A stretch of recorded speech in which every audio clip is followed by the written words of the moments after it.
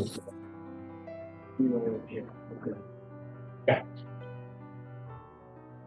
Recording in progress. Great, thank you. Good evening, everyone. Welcome. This is a regular meeting and our first meeting of the year of the Programs and Services Committee. It's Wednesday, January 8th. We are being audio and video recorded, so just know that. The first four items, we will take together. These are the appointments to the Youth Commission. I'll read them all into the record, and then I'll tell you how we're going to do it. So, first item is item 468-24, the appointment of Armine Freeman to the Youth Commission. Item 469-24, the appointment of Evelyn Shee to the Youth Commission. Item 470-24, the appointment of Layla Gustin to the Youth Commission. And item 475-24, appointment of Naman Dadlani to the Youth Commission. What I will do is I'll go in that order. If you're all here, I don't see Armine at the moment, but if everyone is here, or those that are here, I will ask just to briefly tell us why it is that you're interested in serving on the Youth Commission. After that, I'll then open it up for councilors to ask any questions that they may have of the nominees. After that, we'll move along to a deliberation of the committee, who then gets the vote on the appointment, and I'll tell you where we go from there. We have read the materials that you've submitted. Well, I can't speak for everyone, but I think we've all read the materials that you've submitted. But again, we would ask you just in a couple of minutes to quickly summarize sort of why it is that you're interested in this appointment. So let me start with Armine Freeman, who is Armine here? Okay. Table that for a moment. Evelyn Shee, it looked like, at least from your name on there, you go by Evie. And anyone, if I've mispronounced your name, please set me straight, and I do apologize. But Evie, why don't you tell us just why it is that you're interested in serving on the Youth Commission, why you're here tonight. Okay, yeah, of course. So I do go by Evie, no worries at all, but I'm interested in the Youth Commission because I believe that I represent a lot of groups of the Newton youth that are usually underrepresented or maybe not as seen in local government. And so one of my passions is like speaking up for the people and like wanting to make change in the world where I see fit. And I think that a great place to start is in Newton Youth. And I also think it's a great place to build connections and help other people foster connections as well. And so that's why I'm here, and I'm really excited to work with the Newton Youth Commission. Evie, thank you very much. And I apologize. Let me just diverge. I was remiss in not introducing the folks who are here. So let me quick say, I'm Josh Krinsman, Councilor at Large from Ward 4, Chair of the Programs and Services Committee. Vice Chair of the Committee, Councilor Bill Humphrey is here. Councilor Susan Albright, I believe not a member of the committee at the moment, is here. Councilor John Oliver from the committee. Councilor Stephen Farrell, also here online. I see Councilor Julia Maliki and Councilor Alan Lobovitz. So, and Councilor Raina Getz is here as well. I don't think I see anyone else. I see Jonah Temple from the Law Department here, and one of our election commissioners, Nancy Levine, is here. Okay, I apologize. Evie, thank you very much. Appreciate that. Let me move along to Layla Gustin. Layla, do you want to give us 2 or 3 minutes on why it is that you're interested in serving on the Youth Commission? Yeah, so I'm interested just because, first of all, just to gain valuable leadership experience, this looked like a really great opportunity for that. And also, I'm just really passionate about making a difference in our community, especially by giving the perspective of youth. And there are a lot of issues that I really care about, and I think my ideas could be of benefit to our community. And also, I'm just really interested in connecting with other youth who also share the same passions that I do, and like connecting with people in our community who want to make positive change. Thanks. Great, thank you very much, Layla. I don't know if it's us or you, but we started to lose you there a little bit at the end, but we did hear everything you said. Welcome to Council. Okay, sorry about that, yeah. Last, let me go to Naman Dadlani. again, if I'm mispronouncing your name, I apologize. Please set me straight, but feel free to share with us why it is that you're interested in serving on the youth commission. Yeah, so I'm interested in serving for the youth commission because I feel like that like I'm able to advocate for the needs of youth citizens, and by doing that I can make their voices heard, which is something I'm really passionate about. And I'm willing to share my ideas with other board members about my like past experiences of being a leader, so I can make a positive difference in my community. And most importantly, I want to be a role model for many people and the youth in my community. And so by doing that, I can increase my leadership for the future. Thank you very much. I was remiss in not mentioning Mary Haas. I apologize. I'm not as familiar with you, but are you affiliated with the Youth Commission currently? Are you able to unmute and tell us how wonderful your life is? There we go. Yes. Hi, I'm the Assistant Director of Youth and Young Adult Services for the City of Newton, and it is my pleasure to work with the youth commissioners. So, you're just getting a little taste of it tonight, but we also have a really robust advisory board, and we're excited to get some good work done this year. And if it's all right with you, I'm going to call Armin and see if somehow she got herself double booked or something similar so that I can get her appointed, because she's also an important part of our commission. Would that fit within your timeline for tonight's agenda? Just open it up to other counselors to see if they have any questions. If you want to try, that'd be great. And then you can come back on and maybe express your opposition to all of these candidates at that point. Great. None here. All right, I will reach out to her and let do you need me to answer questions, or is it directed towards the commissioners? So these will be directed toward the appointees. Oh, right, the appointees. Okay, perfect. Thank you. With that, let me see. Do any of my fellow counselors have any questions? Councilor Lobovitz. Councilor Lobovitz, you're here. Okay. Can you hear me now? Can you hear me now? Yes, we can. Okay. My question is to all of the appointees. What specific areas are you concerned about or you think could be improved in your role or influencing the commission to act in response to the issues that you're concerned about or that you think need change or addressing? Thank you. Let me go in the same order and see if anyone has answers, but I see Evie. Looks like your hand is up. Please go ahead.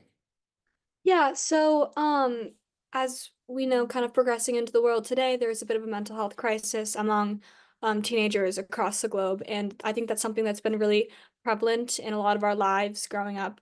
And I think we see it a lot in school systems, extracurriculars, activities. It's kind of just surrounding us, and that's something that I'm really passionate about. Personally, dealing with mental health struggles and noticing it a lot in the people I surround myself with, and that's something that I hope that Newton Youth Commission can kind of help to focus on, is to spread awareness about topics of mental health and to kind of just generally ease up the topic a little bit more around Newton and make it, I think, maybe a little less daunting, educate more people, parents, loved ones and such, on how to assist and maybe lighten the burden a little bit on those who are struggling. And that's kind of part of like my also like motive to being on the council as well. Great, thank you, Amy. Layla or Naman, did either of you want to respond to the question? Layla? Yeah, so an issue that I'm really passionate about is the climate crisis and climate change. And I think that I want to help implement more education on the topic and more ways for youth and just the whole community to get involved in advocating for helping with climate change. So, yeah. Thanks, Layla. Just I couldn't hear what the topic was that you were addressing. Did you just say that? Sorry about that. It was climate change. That's an issue that I'm very passionate about. Can everybody else hear her clearly? Maybe I'm the only one who couldn't hear. No, Councilor Lovett, we can hear, but it sounds very robotic. I'm sort of able to discern the words, but something is off with the sound. Wait, just, I don't know if you're able to sort of reconnect or something, or maybe switch your audio source and switch it back. Okay, I'm gonna try to reconnect. Okay, thank you. In the meantime, Naman, did you want to respond to the question as well? Yeah, so I feel like touching upon mental health, I think narrowing it down more is, I think substance abuse is a really key factor that needs a lot of addressment in the community. I feel like, you know, kids, like, especially in high school, right, they experience a lot of alcohol or drugs, and you know, without knowing, they can become addicted pretty easily. And so I feel like addressing it in the schools and by you know, bringing the attention to the community, this problem could be, you know, be made more aware of and can hopefully reduce. And I feel like that's a really important topic for the community. Great, thank you. Appreciate that. Ms. Haas, were you able to find Armin? Yes, I gave her a call and I think it just was totally out of mind. So should be logging on shortly. Okay. Let me see if there are other counselors who have questions in the meantime, and if Armin shows up, I'll again sort of start the process for Armin, so that we can continue from there. Councilor Farrell and then Councilor Mel. Councilor Farrell? Thank you, Chair. First of all, I'd like to compliment each of you on volunteering to engage in this youth commission. I think it's terrific that you are interested in how this all works. What I'm specifically interested in whether or not any of you give any consideration in your roles in trying to inform and engage more students in how the civic process actually works. Why it is that we are all here as city councilor and what the role of the mayor is and how students can become more engaged in the process.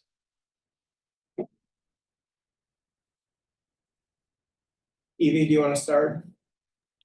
Yeah, so I definitely think that that's a really, really great upside to this Newton Youth Commission, that we have the privilege to experience the local government firsthand. And so I definitely think that it's something that I didn't know of before joining the council. I wasn't really aware of how the local government functioned. So this is really a learning experience for me as well. But I really do think that it is a great learning experience for other youth around Newton, and that we should be able to, like, we should hope to get as many people involved in the running of our town as possible. So that's my take on it.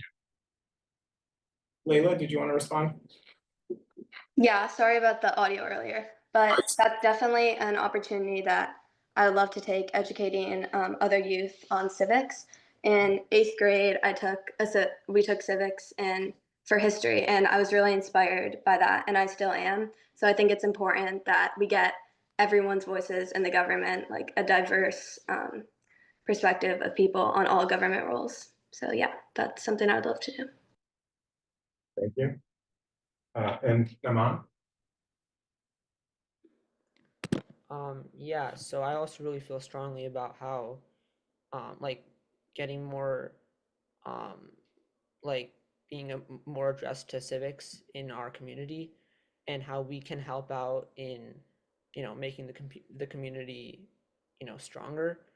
And so I know, like, for me, I've been like learning more and finding out more how to you know, address certain problems like in our community that could make a big difference.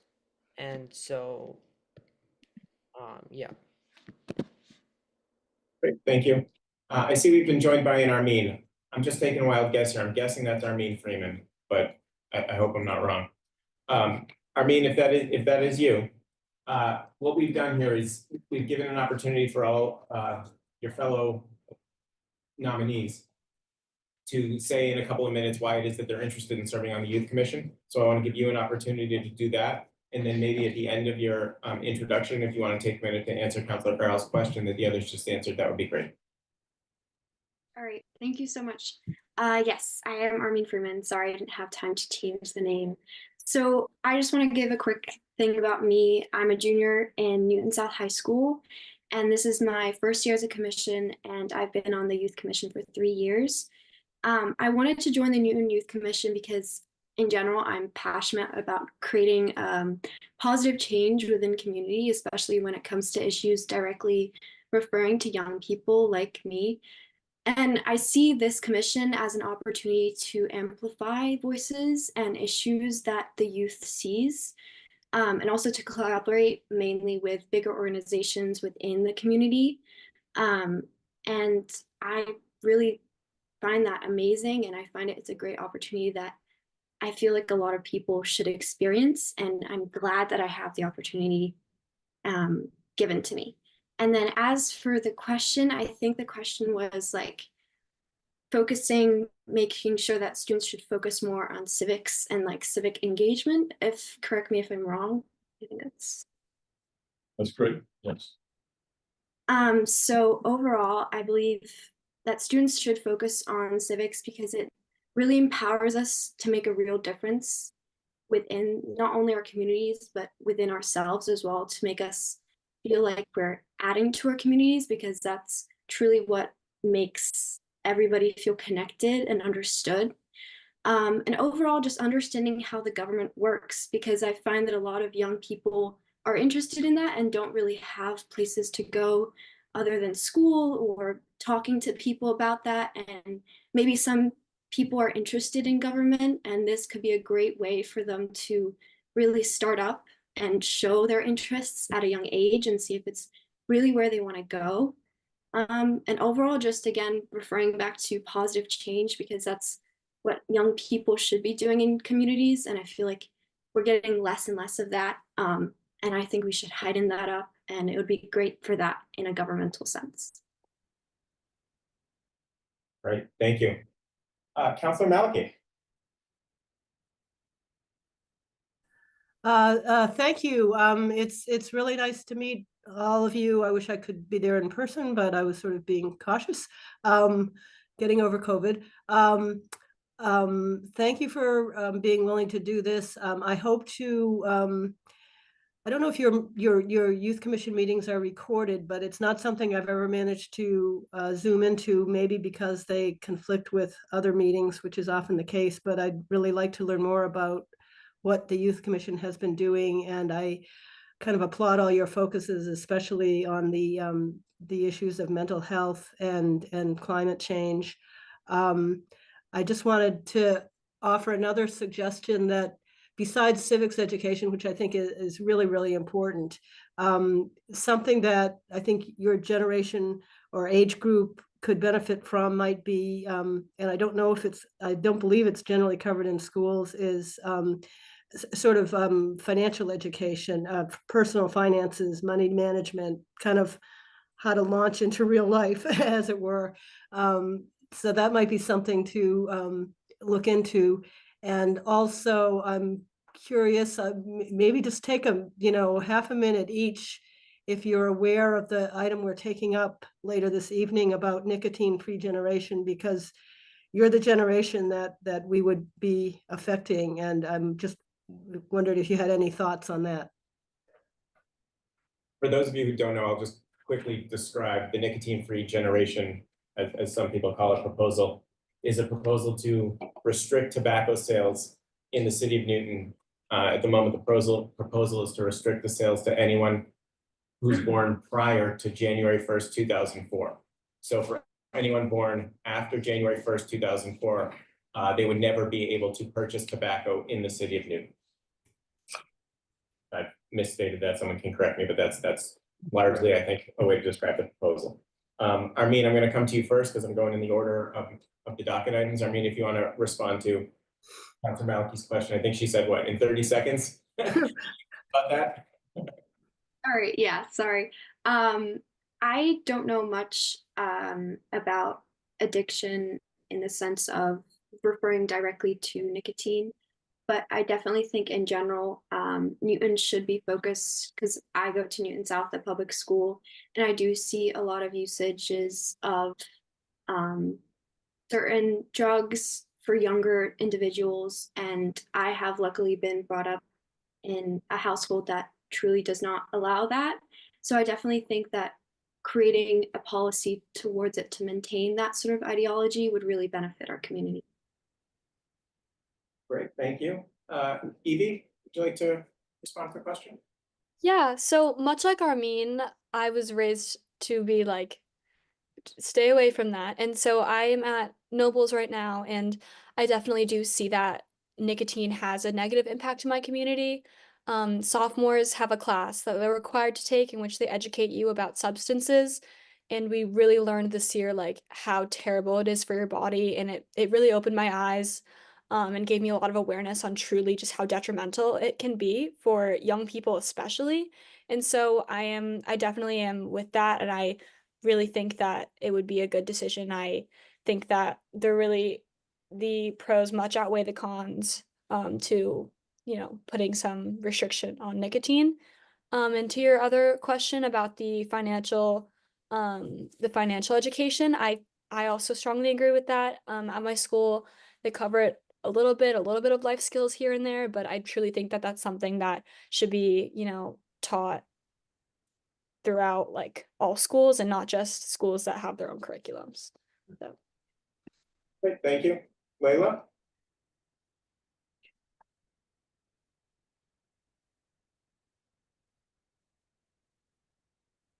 Layla, I think you're still muted. Oh, we can't hear you, but it's not your fault.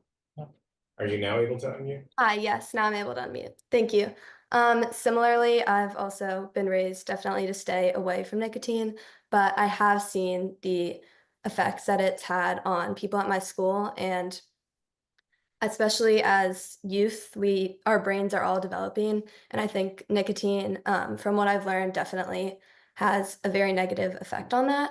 So by not having access to nicotine, I think that it would really help a lot of the youth in our community who are affected by it. And for the finance, I also strongly agree that financial education is very important. There are a few classes at my school that do cover that, but I think having it even mandatory or more accessible could also be a lot of help to students in our community for later life and our lives now. Great, thank you. Naman? Yeah, so just for the question about the personal finance, I feel like I also feel I feel strongly about how that it's really important to address that in schools, because it's just the basic foundations for creating a life in the future. And I feel like without that education, there may be people that won't have that knowledge and not that experience to um, to build a life and to start from somewhere. And so I feel like that's really important um, education to have in our schools. I know that like in my school, personal finance is taken as an elective, um, and I feel strongly that this course should be taken as like a mandatory course. Um, and yeah, and regarding the nicotine, um, I also raised in a household that does not allow nicotine. Um, and I do feel strongly about how this substance can be very addictive, and people may not be aware of how this substance can be detrimental to your health and for the future. And so I know like in my school also held like some assemblies and meetings in our for like the 9th grade, that talks about how, this substance, like drug substances, are not good, and that, to address more about how to stay away from them, and how to, like the cons of it. And so I also think that that by addressing it to like to other grades, I also think that it would be very beneficial. Great, thank you. Thank you. Counselor Oliver. Great, thank you, Chair. I don't specifically have questions or things that questions that I want to pose to our appointees here, but I do want to thank you all again for volunteering here. I think this is a fantastic opportunity, not only for yourselves, but for us as a city council to learn from each and every one of you.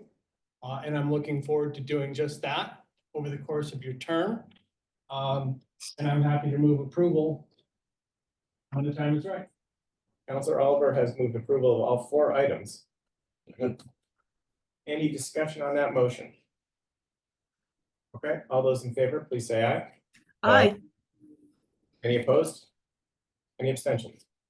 Okay, it's unanimous. For the edification, everyone here and the people who are nominated, this will now go to the full city council. The full city council meets on January 21st, I believe. You don't need to be there. You can watch online. City council meetings are really fascinating, really entertaining. It's get your popcorn ready. So Exciting, I think, is a good word to put in there. It's Yeah. very exciting stuff. Yeah. Yes. And I would expect that the full city council will sign off on these nominations and you'll be approved at that time. So thank you very much. We also understand that you may have homework to do. My kids tell me they have a lot of homework, which apparently is done by doing this on their phone repeatedly. So they do lots of homework. But if you guys have things to do, please feel free to log off and go do that. If you're having trouble sleeping, log back on and we'll take care of that for you. Thank you very much. Have a good night to all of you. Thank you. Thank you. I also quickly just wanted to say that to some of the questions you all brought up, there will be a youth civics event coming up February 25th. We've reached out to some city councilors, but if there's a role that any of you want to play in that, we are looking to inform Newton's young people more about the city government and how it functions. And you're also always welcome to come to a commissioner and advisory board meeting. They get posted just like the others. You may have conflicts, but you're always welcome. And finally, if there are any youth directed or youth impacting issues that you would like input on, like for example, this nicotine proposal, I'd be more than happy to act as a conduit to get, our commissioners here to give some input or whatever else you might find helpful. So thank you all. Thank you. Thank you for mentioning that event on the 25th. I know a lot of councilors are participating in that. So thank you very much. Our next item is item 499-24, the appointment of W. David Power to the Election Commission. As folks know, hopefully, the mayor is appointed, I think go by David here. Yeah, hi, Dave Power. I think you go by David Power, right? I do, yeah. Okay. Has appointed David Power. It wasn't entirely clear, I don't think, from the materials, but there's a vacancy in the seat for a term which ends on March 31st. This appointment is actually for the subsequent term, which starts on April 1st and then goes through, I guess it's 2029. Do I have that right? Through March 31st of 2029. So just in case that wasn't clear. Same process. I invite you to come join us if you want to tell us in 2 or 3 minutes why it is that you're interested in serving in this capacity. Okay, great, thank you. My back to That way the folk can see. And then we'll open it up. What I will do, I know there are a bunch of people here with interest in this, so I will take public comment. Everyone can have 2 minutes to speak if they want. I would ask that you say something new or something that hasn't been said if you're interested, but we'll move to that after we hear from our nominee or our appointee on your interest. So please, the floor is yours. So, I'm Dave Power. I've been a Newton resident since 1994. Been a registered Republican since about 1980. But I'm not active in the Republican Party, so I'm not as visible. I've been running the Perkins School for the Blind in Watertown for the last 10 years. I became aware of this position through the mayor, whom I've known since the 80s, professionally and personally over a long period of time. And I'm interested in the role because I believe in free and fair elections. I think it's a cornerstone of democracy. And I have really a nonpartisan interest in serving you, if you'll have me. So I'd be happy to answer any questions. Great, thank you. Again, counselors, I think you'll have time, but we have a lot of people, we received a lot of emails.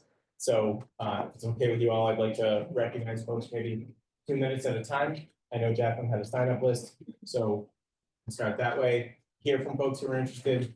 After we're done with public comments, then I'll bring it back again inside the council and we can discuss.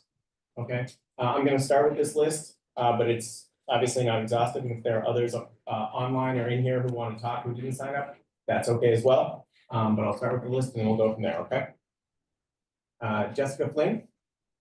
Hi, good evening, members of the Programs and Services Committee. I'm Dr. Jessica Flynn. I'm the chairman of the. I apologize, I just want to do a quick check. Can folks online hear Ms. Flynn as she's talking?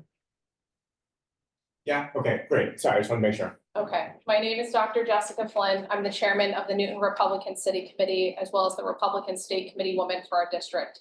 Tonight, I'm here to represent our committee to respectfully request that you suspend confirmation of the mayor's current appointment to the Election Commission and consider revising Newton's nomination process for this important body.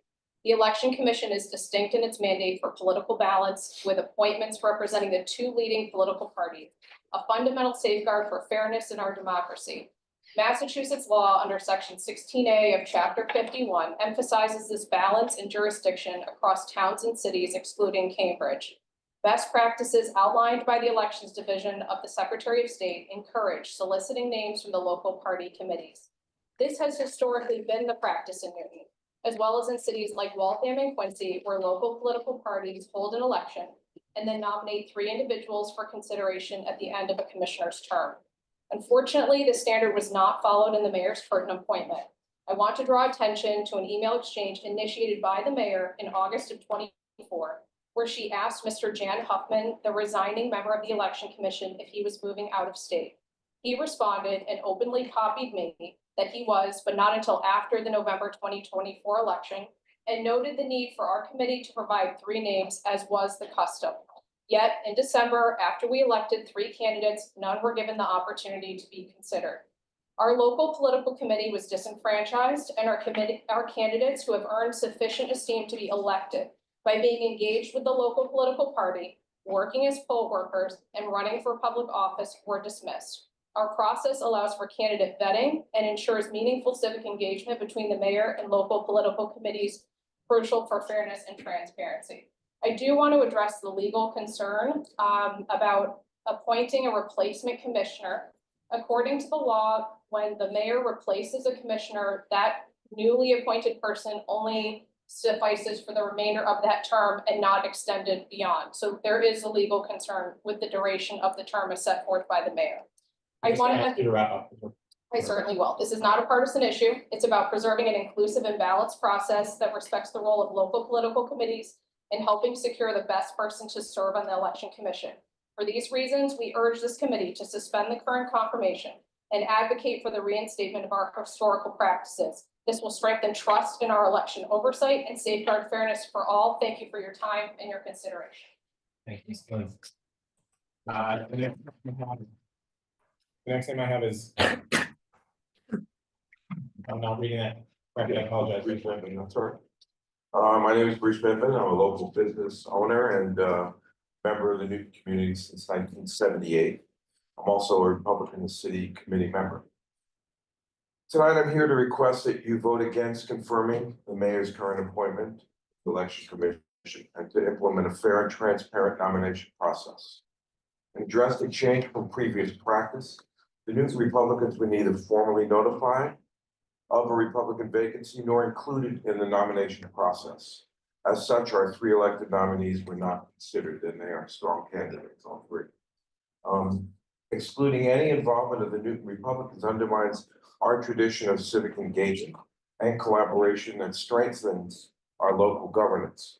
You know, there was an election just recently regarding this issue of transparency, fairness, and this is not an authoritarian government. We have a right to be heard, and we want to be heard. I've reviewed Mr. Powers' resume, and while it's impressive, it lacks any real demonstrated history of engagement with the Republican Party. To my knowledge, he's not been involved with the Newton Republicans, worked at polls or any office, or areas of nominees have established any experience with him. Additionally, he contributed $2,000 to the Kamala Harris campaign. Please. Which should disqualify him immediately for membership in the Newton Republican City, as it constitutes material support for a candidate of the opposing party in a partisan election. This is particularly significant given that the Election Commission is legally required to maintain political balance. But this is not about partisanship, it's about restoring a process that respects the contributions of all political voices in our city. About finding the best candidate for the position through assuring the process of an election by the local political party rather than only selection by the mayor. She does not decide. It's a process. She's not. We're over time, so I'm just gonna ask you to wrap up. She's not the dictator of Newton, she's the mayor. I urge this committee to vote against the confirmation, revisit the process, and plow the streets. Thank you. Thanks, Bruce. Thank you. If you all applaud every time, it's gonna take longer, so please don't. Tom Mountain. Mr. Mountain, welcome. Thank you. I am the former long-term Newton Republican Committee Chair, and I'm currently and have been for some time the state committee man for this district, which includes Newton, Wells, and Brookline. I would ask you a question. I know many of you, and I know that you're all Democrats. If the Democrat mayor came to you and said that she wanted to appoint a Democrat candidate of her choice to the election commission, yet that Democrat had recently donated $2,000 to the campaign to elect Donald Trump, what would you do? How would you feel? How would you react? Would you say that that person was a Democrat? Would you say that that person has validity, has status as a Democrat? No, of course you wouldn't. That is exactly what has happened to us. That is exactly what she has done to us. The individual that she put forward as a candidate for this election commission donated, as was reiterated before, as was said before, and I will reiterate, $2,000 to the campaign of the presidential candidate known as Kamala Harris as recently as October 16. Prior to that, he's donated consistently to Democrat politicians over the past decade. Now, to be a Republican candidate for this position, one has to be a Republican, not a Republican in name only. What does that mean? One has to have had some status in this city with participating in Republican activities, meetings, call it what you will, events, and also working the polls, perhaps working for campaigns, none of which this candidate has done for the past decade, if at all.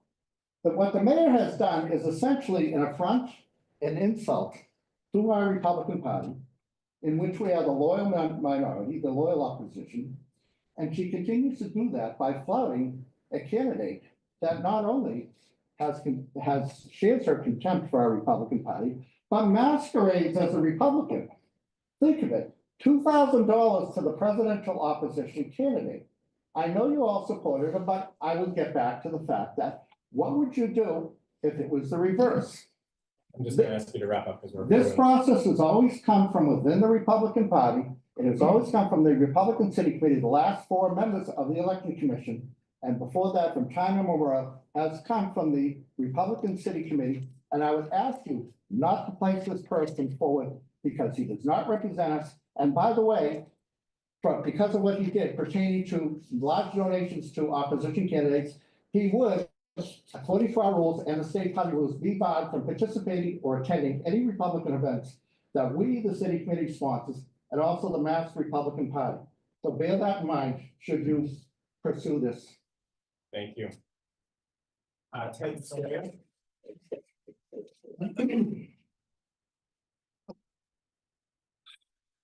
Good evening, member of the Programs and Services Committee. My name is Ted Stoyer, and I'm a lifelong Newton resident, small business owner and chairman of the board for the Republican Committee.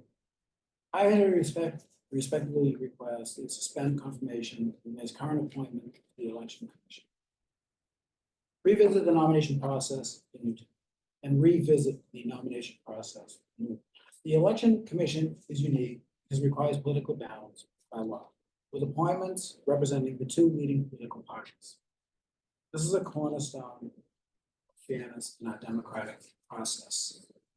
Unfortunately, unlike the previous two appointments, the mayor did not involve the Newton Republicans in this process or formally notify us of a vacancy. At an official meeting I attended, the Newton Republicans selected 3 qualified candidates for consideration. None of these individuals were given the opportunity to be considered. This lack of engagement breaks from a long-standing practice observed in most towns and cities across Massachusetts, where local political committees provide a list of 3 nominees for the mayor to select from. This tradition ensures fairness, transparency, and meaningful civic engagement for members of both major parties. This is not a partisan issue. It is about preserving an inclusive and balanced process that respects the role of local political committees in ensuring representation on the Election Commission. I urge the committee to hold this confirmation and advocate for a return to the previous process, ensuring fairness for all involved and strengthening trust in our election oversight. Thank you for your time and consideration. Thank you. Last name I have is Sandy Young. I've been a long-time vice chair of the Republican City Committee, very active in politics, and I feel like 3 names that were submitted to Lieutenant Fuller, they're all qualified. I chose Tom, and I'd like to read the letter that I wrote to Lieutenant Fuller. If that's okay with you. You have 1:37. Use it as you please. Dear Mayor Fuller, please give strong consideration for Tom Mountain to replace Jan Huffman on the Election Commission. I've known Tom for the past 25 years and believe he's the most qualified for this position. Tom goes above and beyond the call of duty on all committees and groups that he has been involved with. His invaluable leadership and work ethic makes each committee work better. Some examples include chairman of the Newton Republican City Committee, vice chair of the Massachusetts Republican State Committee, chairman of the Mass Republican Jewish Committee, founder and board member of the Newton 9/11 Memorial Committee, active member of the Sons of the American Legion, Newton Taxpayers Association, host of the Conservative Corner, Newton Local Access TV. Tom would be a great asset to the Newton Election Commission. Thank you for your consideration, Sandy Young. That's Yeah. And I do appreciate everyone heeding my warning about applause. That's thoughtful. Thank you. Vlad Yanofsky. Yes, sir. Well, I am Vlad Yanofsky. I'm a former candidate for state rep. I'm also chairman of Ward 7. I ran on a conservative platform, and roughly 5,000 people in Newton voted for me. Even though that didn't constitute a victory for me, it actually gave me some pause to think how many people actually share the same viewpoint. I have the distinct pleasure and the privilege to be a member of the Newton City Republicans. And I can tell you right now that disenfranchising that many people by a heavy-handed appointment is not the right thing to do. I think it does need to reiterate what everybody has said here tonight, would be the right thing to do, to consider what the actual Republicans have to say. I would welcome Dave to join us and to make his candidacy be known to the Newton Republicans. His resume is very impressive. And if it were possible for us to actually reach this decision, we would like to be able to have had the opportunity to submit his name for your selection. In the meantime, I would like to second and third, whatever, for you to halt this nomination at this point in time and throw it back to the way things are traditionally run. Thank you very much. Thank you. Rohan Samarawira. Apologize if I'm mispronouncing that. I'm gonna stand over this. Next, don't stop. I'm Rohan Samarawira. I reside on Hammond Street. That's been our family home since 1974, the second generation in the same home. This commission, among all the boards, advisory committees, so forth, that either the board, city councilors appoint or the mayor appoints. This is unique. By statutory design, you have to have a political balance of the two major parties. Now, Mr. Power, you're a nominee at this point. You could withdraw your name. That would be the best thing to do. And the ask to the PNS committee members is to vote against forwarding this nominee members as a whole. And, you know, we're going through a traditional period in the nation as a whole. We say goodbye to a really fabulous former chief executive. But why are we not observing the same traditions that for over 35 years in this city has been the way this particular statute, general laws, chapter 51, section 16A, has been construed and as applied in its operation. So you are not under any obligation whatsoever to actually vote to approve. That's you. And if what you do is really support this mayor, it's a real disappointment, because we all know that after the teacher strike, and that she has had massive opposition in the community, and there's a lawsuit going on. I'd really recommend y'all peruse from time to time Civil Action 24 CV 493. That's the class action suit to the parents and so forth. So she's put the city, you know, in really bad financial straits. But this is a cynical appointment at best.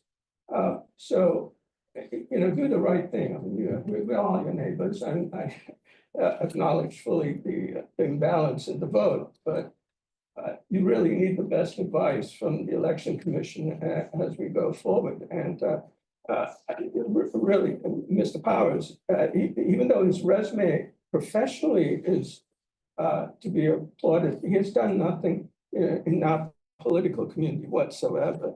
So I'm just going to ask you to wrap up. yeah, so my final ask is, please do not vote to forward this nomination. Thank you. Thank you. I don't see anyone else on the list here. I see Fidel's iPhone. So, Mr. iPhone, if you want to take your 2 minutes, please go ahead. Thank you for unmuting me. Thank you for taking the time to listen. Mr. Power seems like a genuinely good man and probably a solid Democrat. There is a spot in the future for the Democrat in the election commission, and I think he'd be a great candidate for that, since he's well known to the mayor and is an accomplished man. But I do believe in this particular case, his self-acclaimed statement was that he's not really active in Republican politics, means that he's really not the candidate that we recommend. Sir, you should really reconsider and resign and take yourself out of this nomination process. I think it'd be the right thing for you to do. You clearly support Democrat policies, and you know what? So does my wife. But my request is that you do the right thing and tell the mayor, thank you for supporting me, and reconsider me for the Democrat spot. I'd rather sit this one out and let a true Republican have that slot, as they have had in years gone by. So that's my suggestion. You could make that easy. The board doesn't have to vote you out. The mayor doesn't have to change her mind. You can just say, you know, my heart is in the Republican Party. No more, or never was. I'm a Democrat, and maybe you should go correct your registration and follow where your heart is, which seems to be to support Democrat policies. And there's nothing wrong with supporting that party.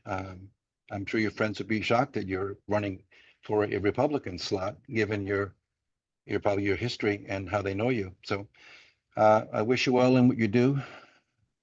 The school you run is an amazing place, and I know people who know you professionally and think the world of you.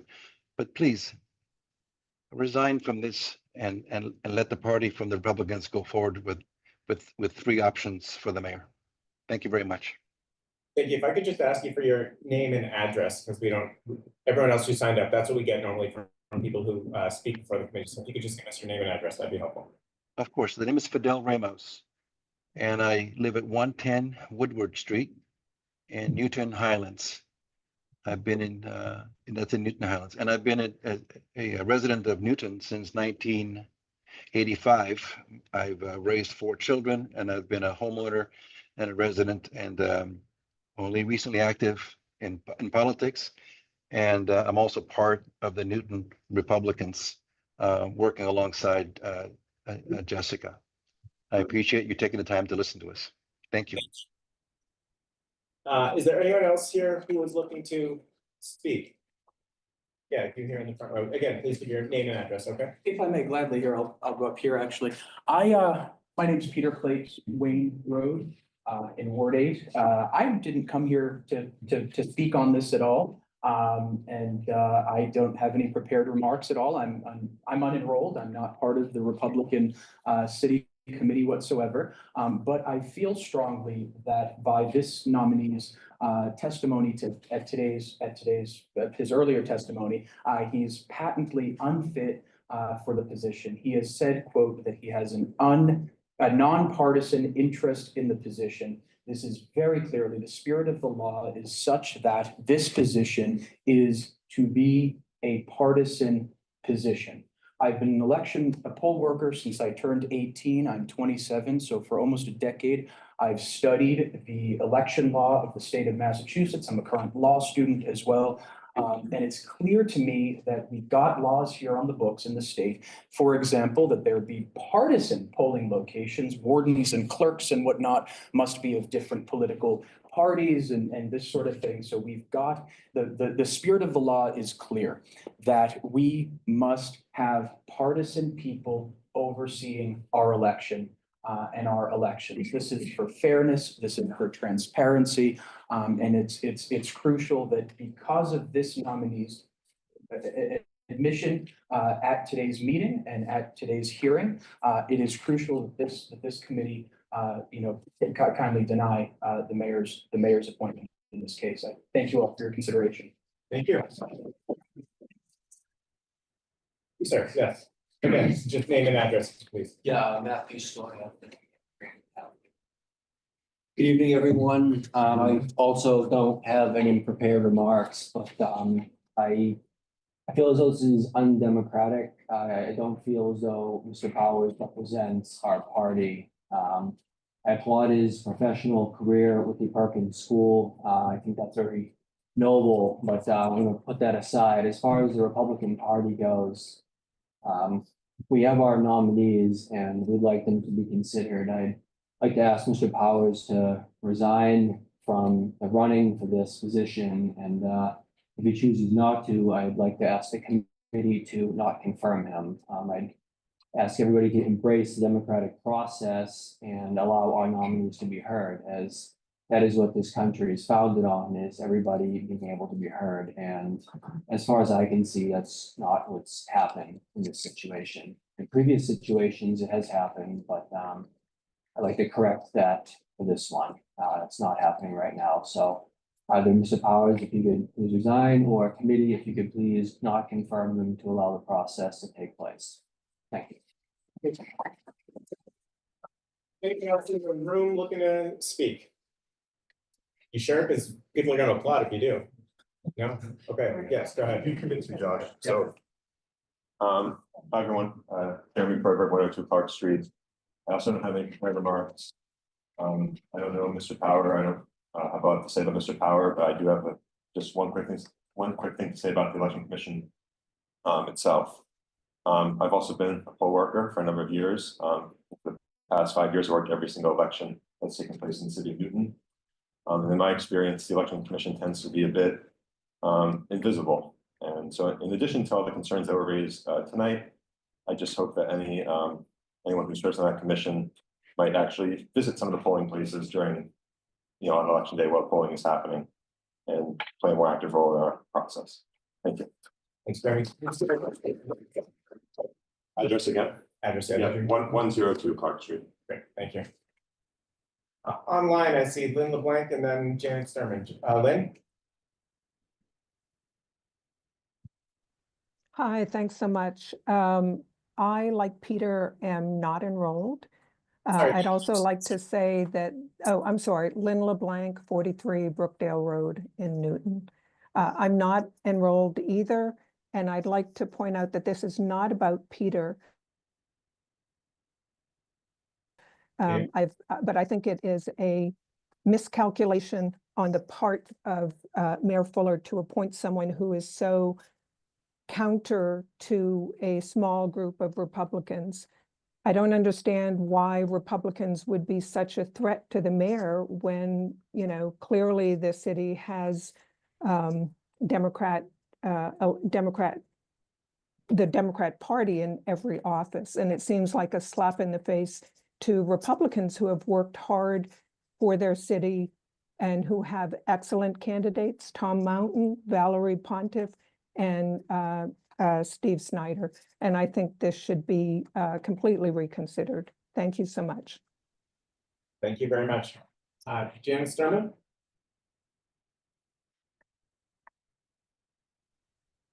Cool, just figured out the unmuting. How are you, everybody? Good evening. Janet Sturman, Church Street, Newton Corner. A couple of things. Number one is I've been very active in politics for the last 20 years, if not active. I've been following it at least for 25 years in Newton. And I'm currently an unenrolled voter. I've been a Democrat where I served as the chair of the Ward 1 Democratic Committee for 8 years.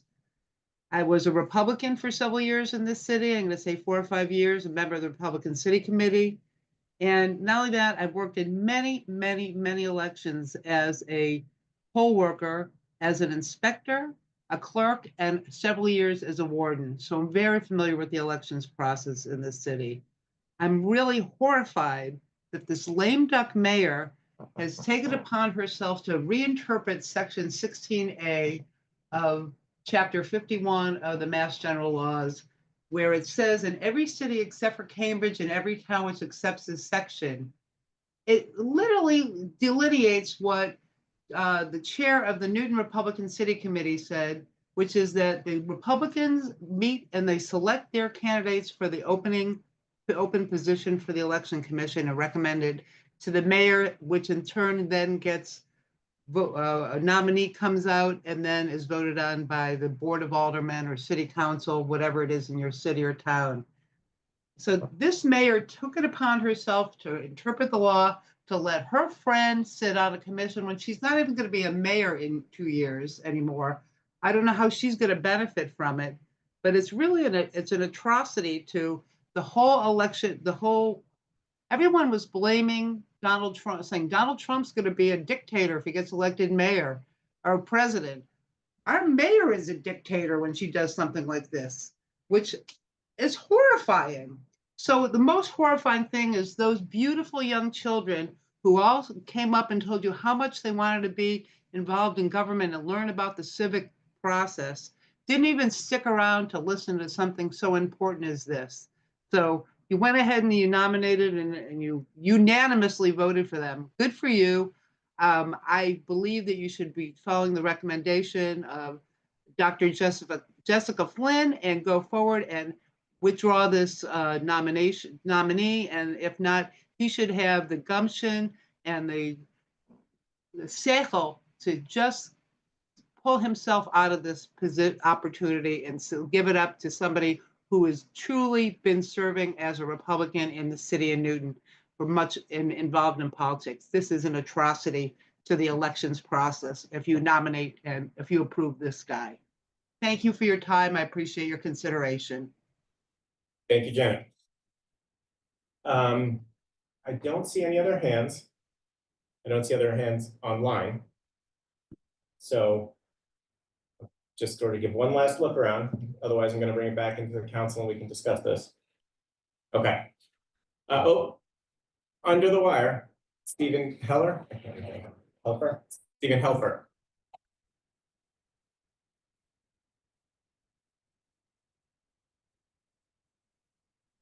Is this the time to speak on the generational tobacco and nicotine ban? No, a different item. There'll be time to speak on that later. Thank you. Okay. You have 2 minutes left. Okay. All right. Thank you. All right. Then we'll bring it back before the counselors. Let me say, I don't think I recognize her. I think Margie Butler, who's another one of our election commissioners, is here. Thanks, Butler.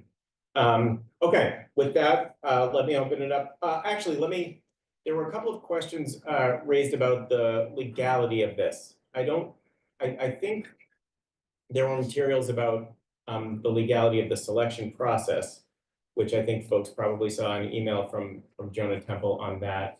I think Ms. Flynn raised some other questions about legality. Let me just see, I think Jonah Temple from the law department was here. Is there anything you wanted to add?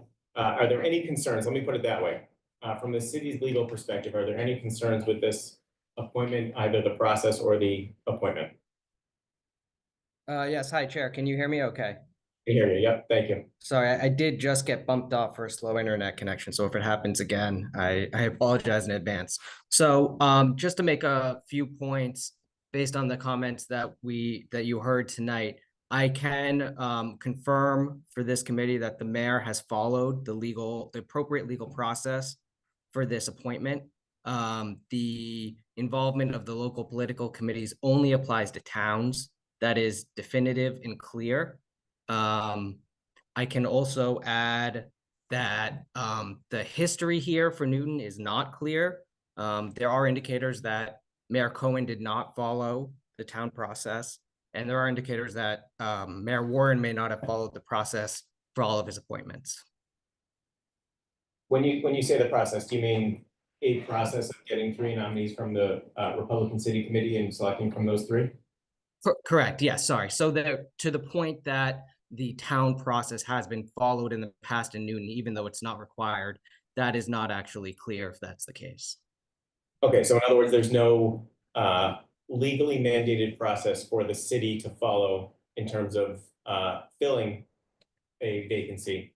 And we are comfortable that the mayor is within her legal ability to put forward this nominee, and the council has the authority to approve or disapprove.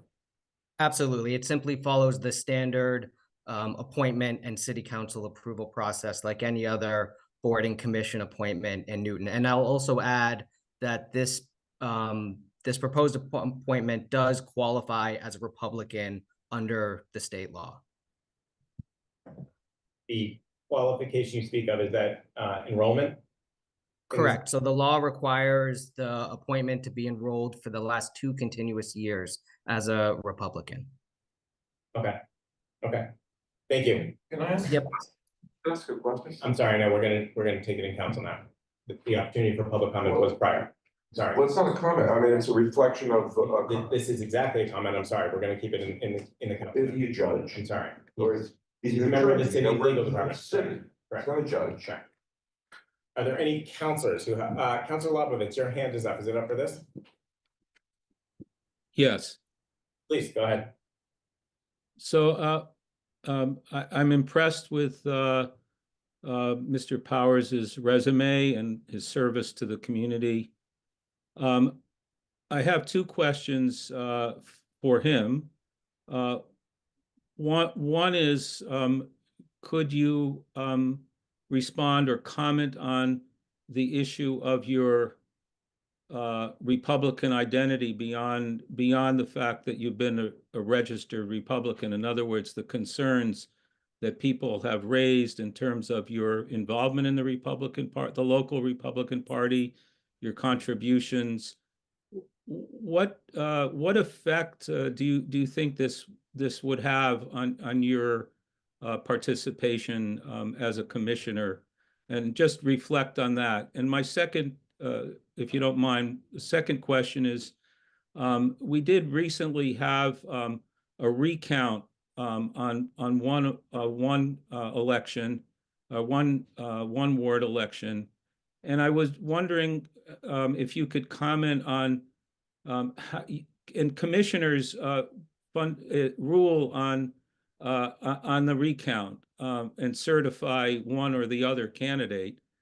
And I was wondering if you could reflect on how you would think about a recount in terms of the actual counting of the ballots, because often there are, a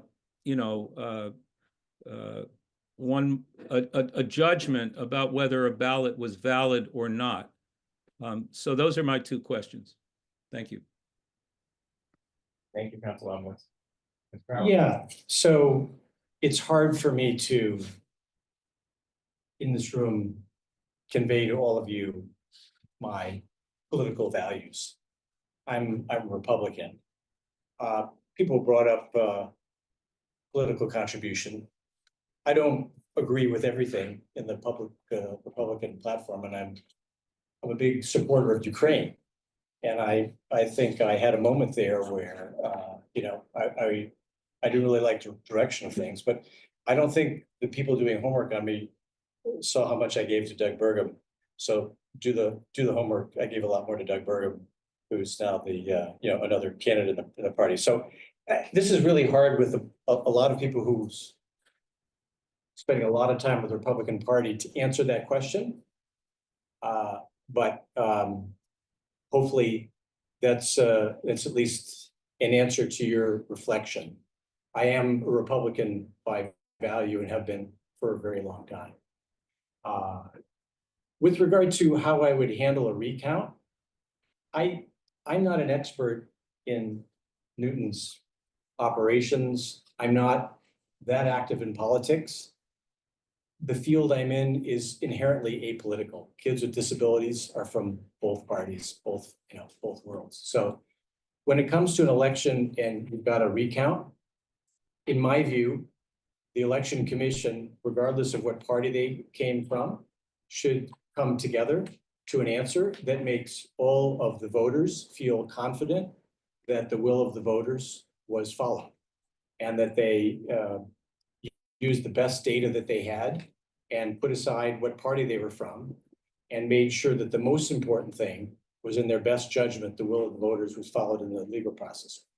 That's my opinion. I don't know. That's just what's in my head. I'm not an expert at it, so. Councilor Lumley. Thank you. You're all set? You've answered the questions. Thank you. Councilor Maliki. Thank you.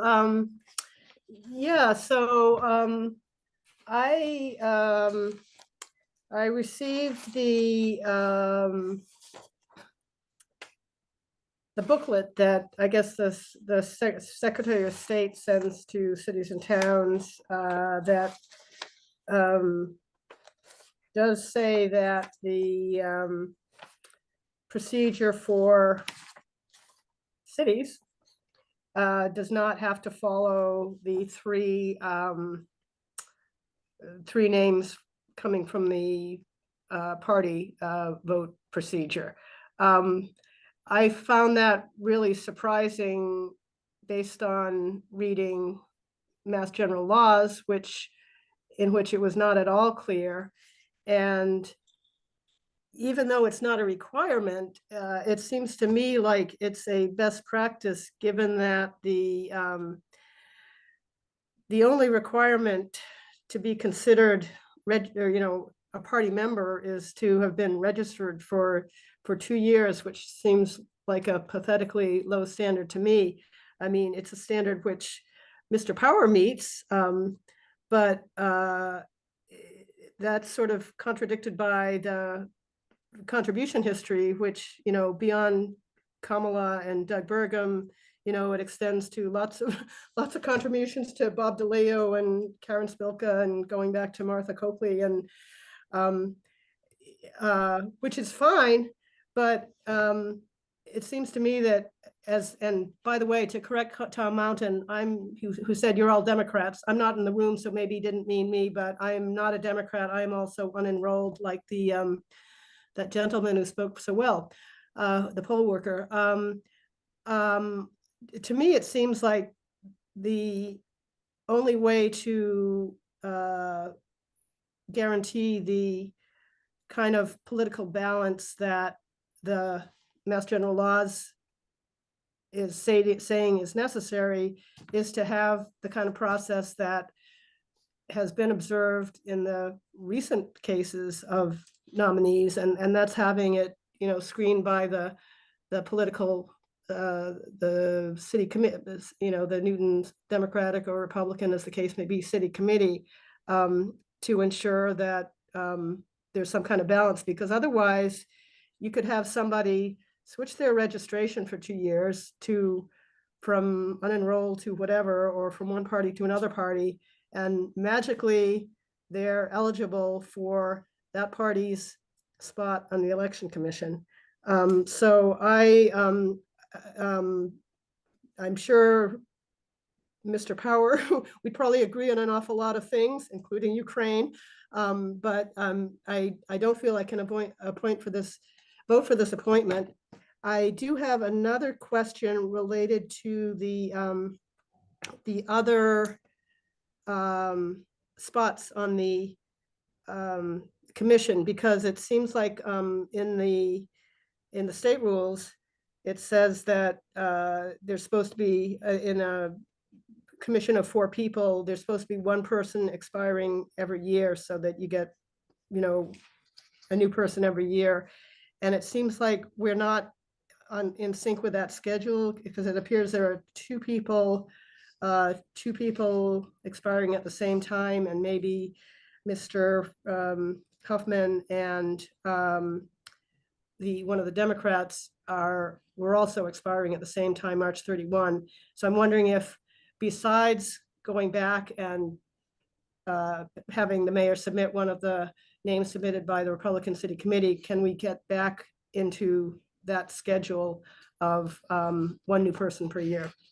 Thank you. Thank you, Councilor Malky. Councilor Oliver, followed by Farrell. Councilor Oliver?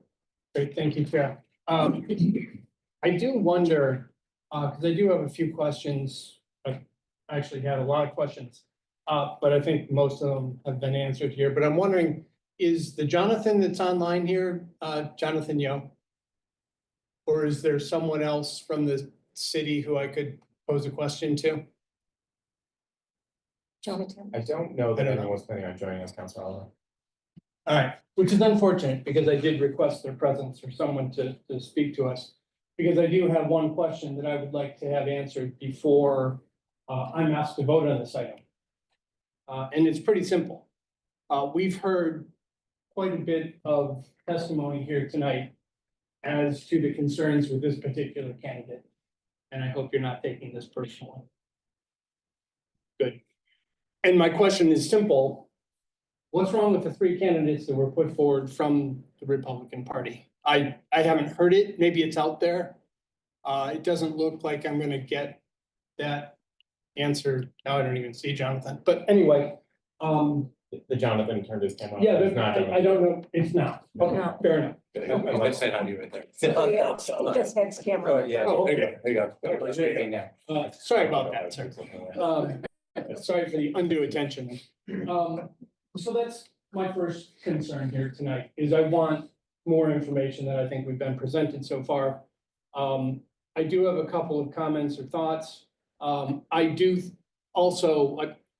believe that our legal counsel is correct. Because Newton is a city, not a town, the rules are different. The law is different. I believe that the way I read the information, not only from the Secretary of State, sorry, that's not what we call it here.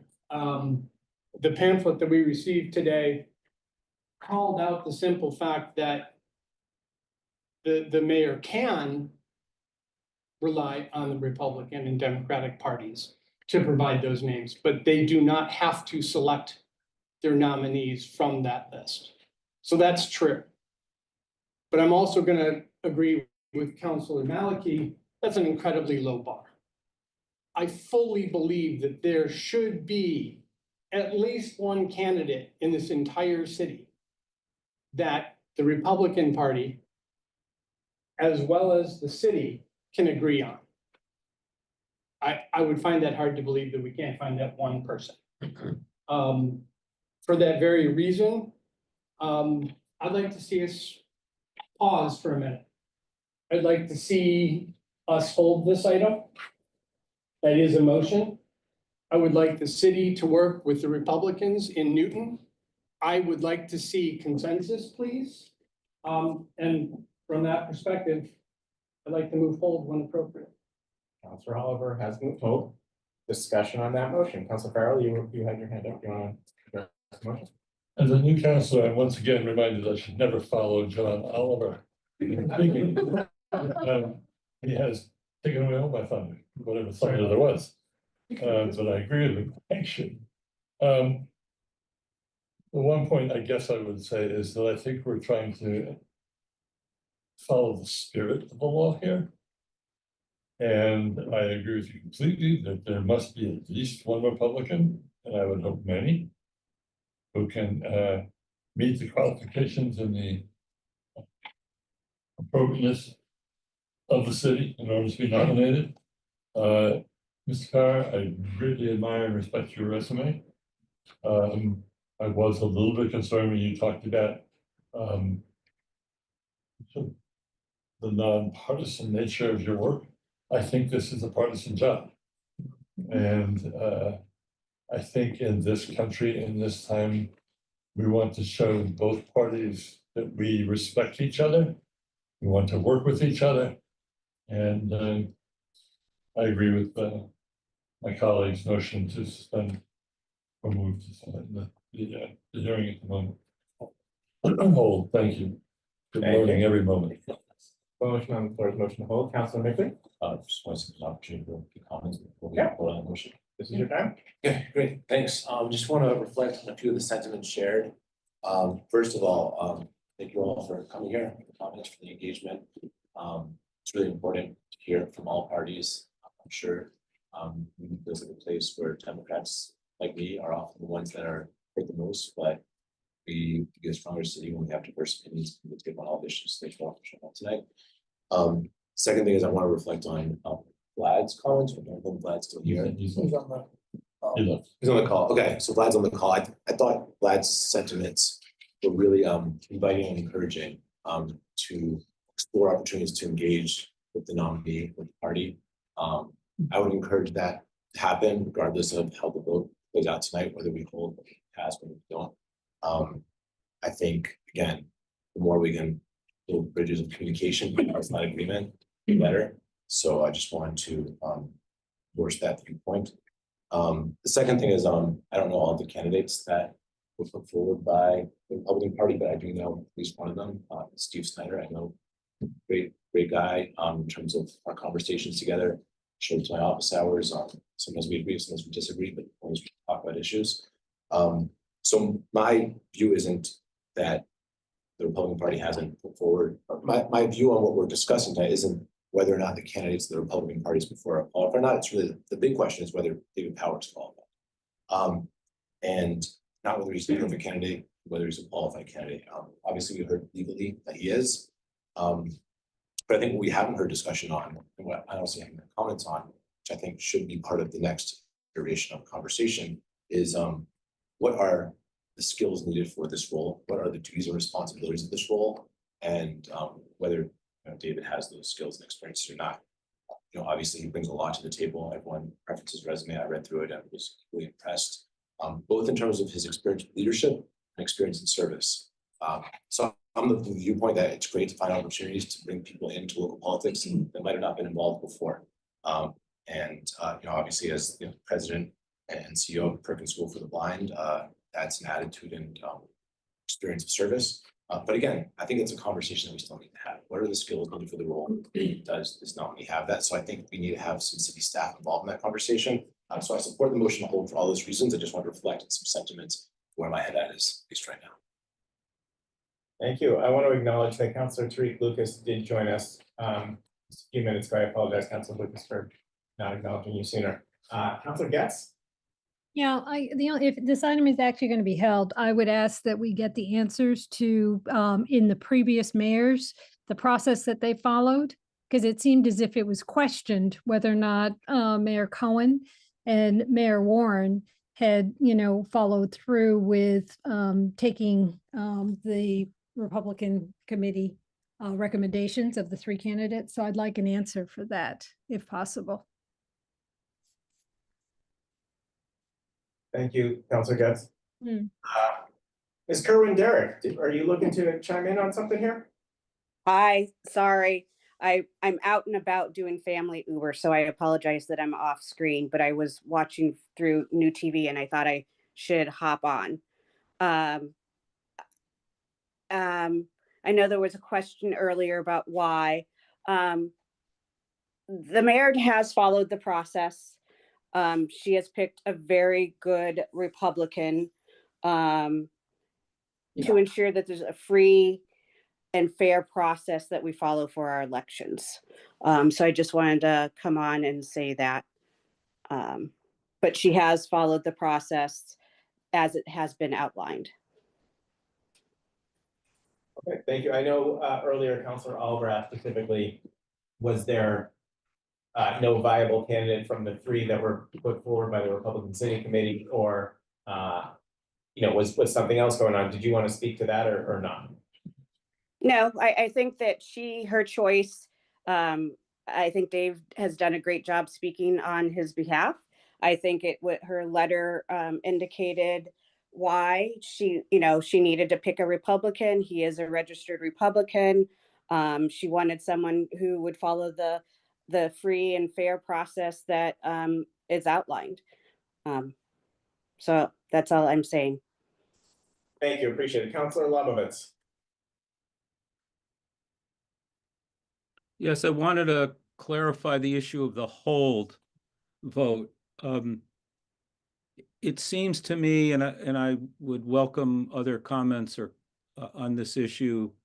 It seems to me that if one of us on the committee were to think that the process should be followed in terms of the Republican committee submitting 3 potential nominees that could be considered, if we feel strongly that that's the process that should be followed, and I do think it should, by the way, I understand the mayor has a right to do this, but I do think that we should follow the traditional process, or what seems to be generally the traditional process, where the Republican Party submits 3 potential nominees. Then we should vote against the hold, and subsequently vote against the nomination. Is that what other people understand? Because if that's the case, then I intend to vote against the hold. I don't think personally I need more information that people have suggested that we need.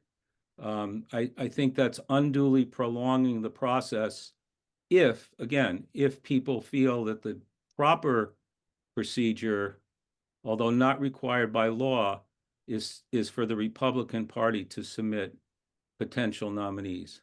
Thank you. Let me let Councilor Oliver, who made the motion, speak to perhaps his intention. Thank you. Or anything he would like. Councilor Oliver, I apologize.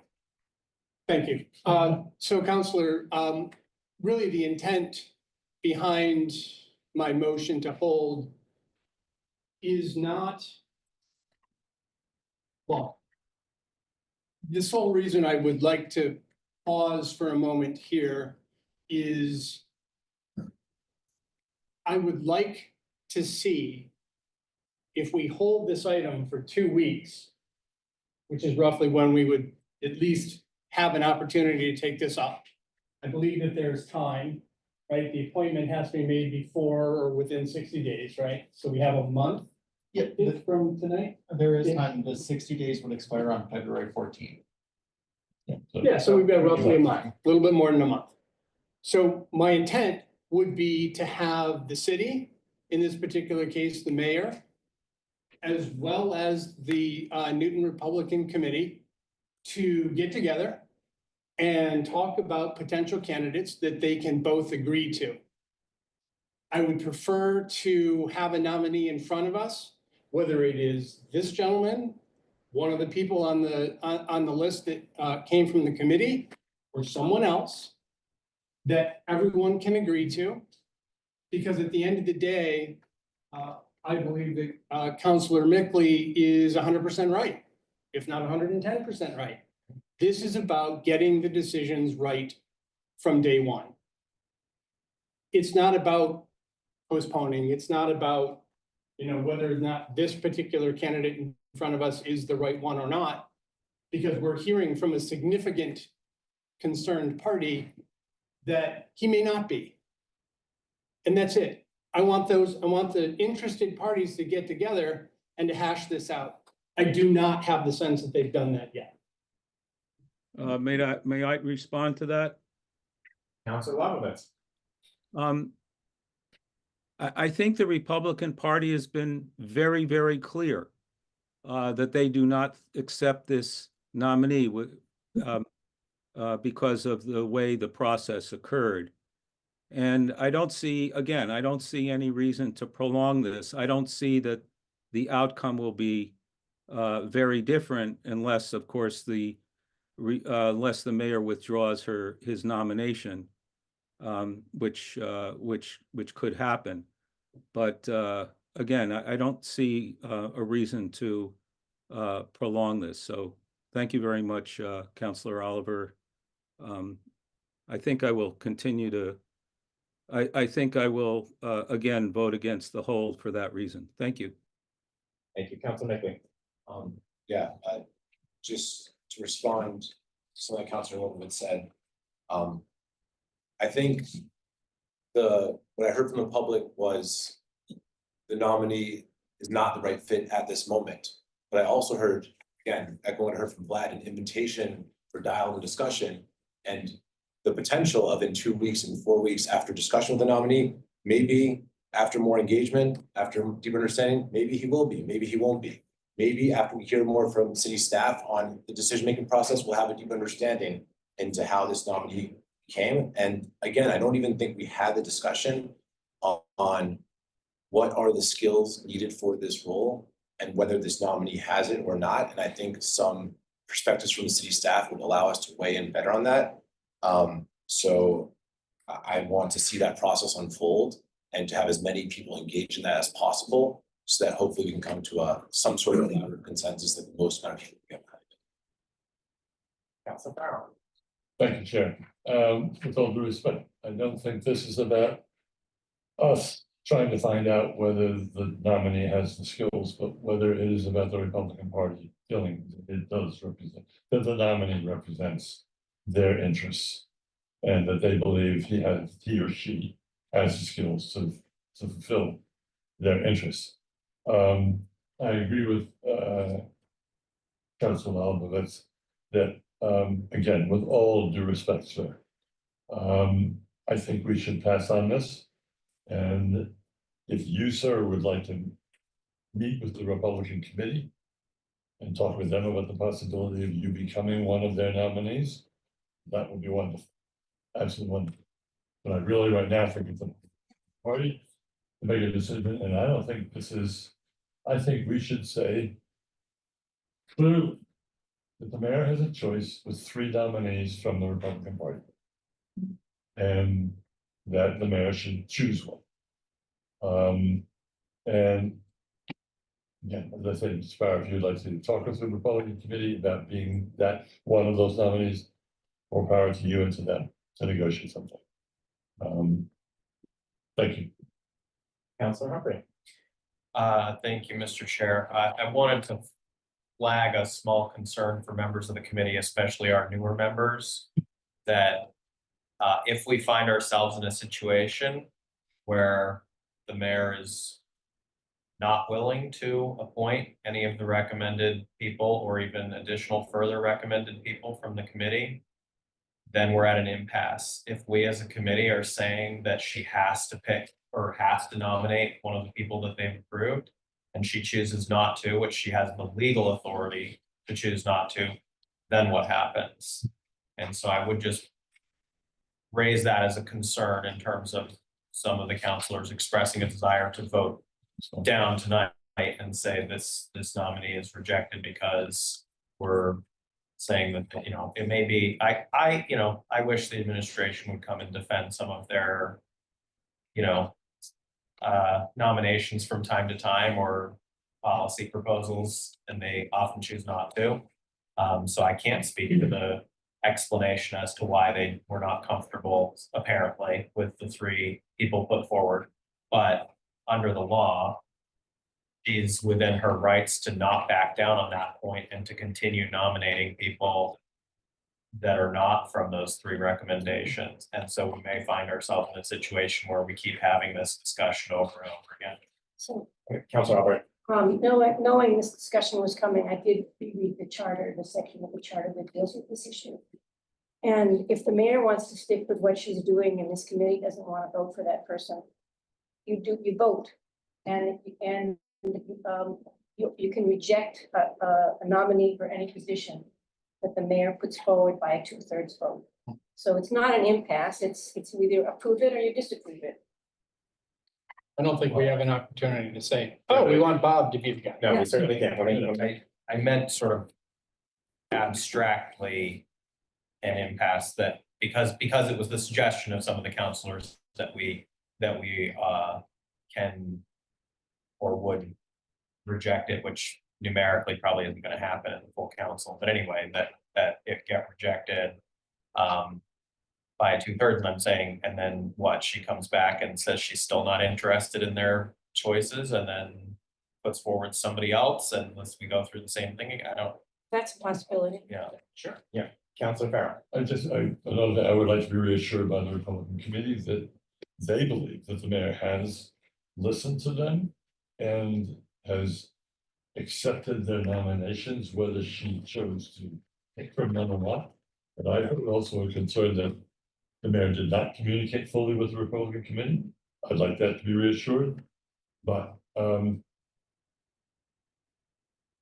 if the law is one thing, and I think we're trying to go to the letter of the law here, which I think is a little bit important distinction to make. And we all know that the Republican Party has an option, has authority to make 3 nominations. And whether we're a city or 10 or whatever we are, it would seem to me that we ought to be in a position to say, okay, I respect that. And that you look at those 3 nominations, you say, okay, I think these are very qualified people, or pick one that they think that person thinks is the most qualified and nominate. And I apologize, Mr. Barrett. This is for me, it's not about you, it's about process. And I think that's really important. And if we end up saying to the mayor, we don't agree with this nominee, so be it. And again, that would be by 2/3 vote to say. Whatever is fine. And if the mayor's choice stands, so be it. I'm willing to go with that. All right, we have a motion on the floor to hold the item.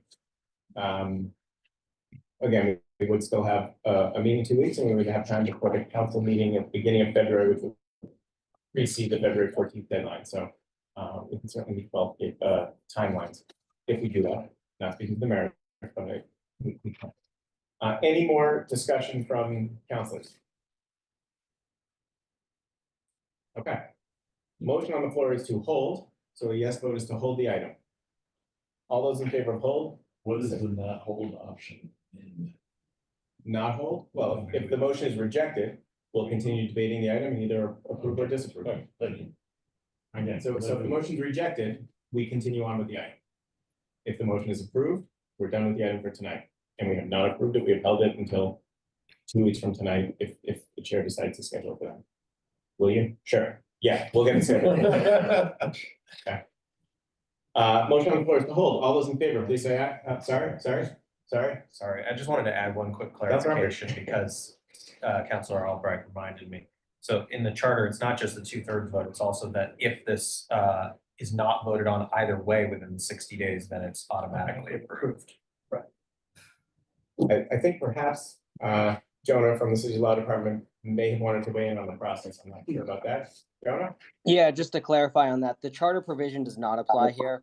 That charter provision only is in place when there is not a separate process set forth by state law. So here we are operating under the state law. So it is simply a majority approval of the city council, and it does not expire. So at some point, this appointment requires the approval of the city council by a majority vote. Thank you for clarifying. Appreciate that clarification, Jonah. I think we may have even talked about that at one point, so I should have made that clarification. I apologize. That means two things, at least in my mind. Let me say that we don't have a 60-day deadline to act. It also means that the seat remains vacant unless and until we act. And to also clarify, this appointment was to take effect on April 1st. So to the extent that timeline factors into anything you're thinking or doing, does anyone disagree with the things I've just said? Have I summarized that accurately? Okay. Motion on the floor is to hold. Seeing no further discussion, all those in favor of hold, please say aye. Aye. 1, 2. 1, 2. Those opposed? No, No, 5 noes. 5 noes. So the item is not held. We are back into the item. Great, great. Any other comments, motions, actions? Counselor Oliver. Sorry, guys, but motion to deny. Counselor Oliver has made a motion to deny, reject the item, to disapprove of this appointee. If the committee rejects or approves, one way or the other, it goes before the full council. So it doesn't die here if rejection is the vote. It doesn't win here if approval is the vote. It still goes to the full city council for a vote. All we're doing is making a recommendation of the committee. Everyone understand that? Okay. Councilor Mickley. Just saying I will be abstaining as my symbolic vote. Okay, so those voting will make a recommendation of the committee. I still want to see the process unfold in the way that Councilor Oliver was initially suggesting for the whole. And we have time before we reach the full council. That's Yeah, we will. Any other discussion before we move on? Oh, wait, I'll give my 2 cents. I think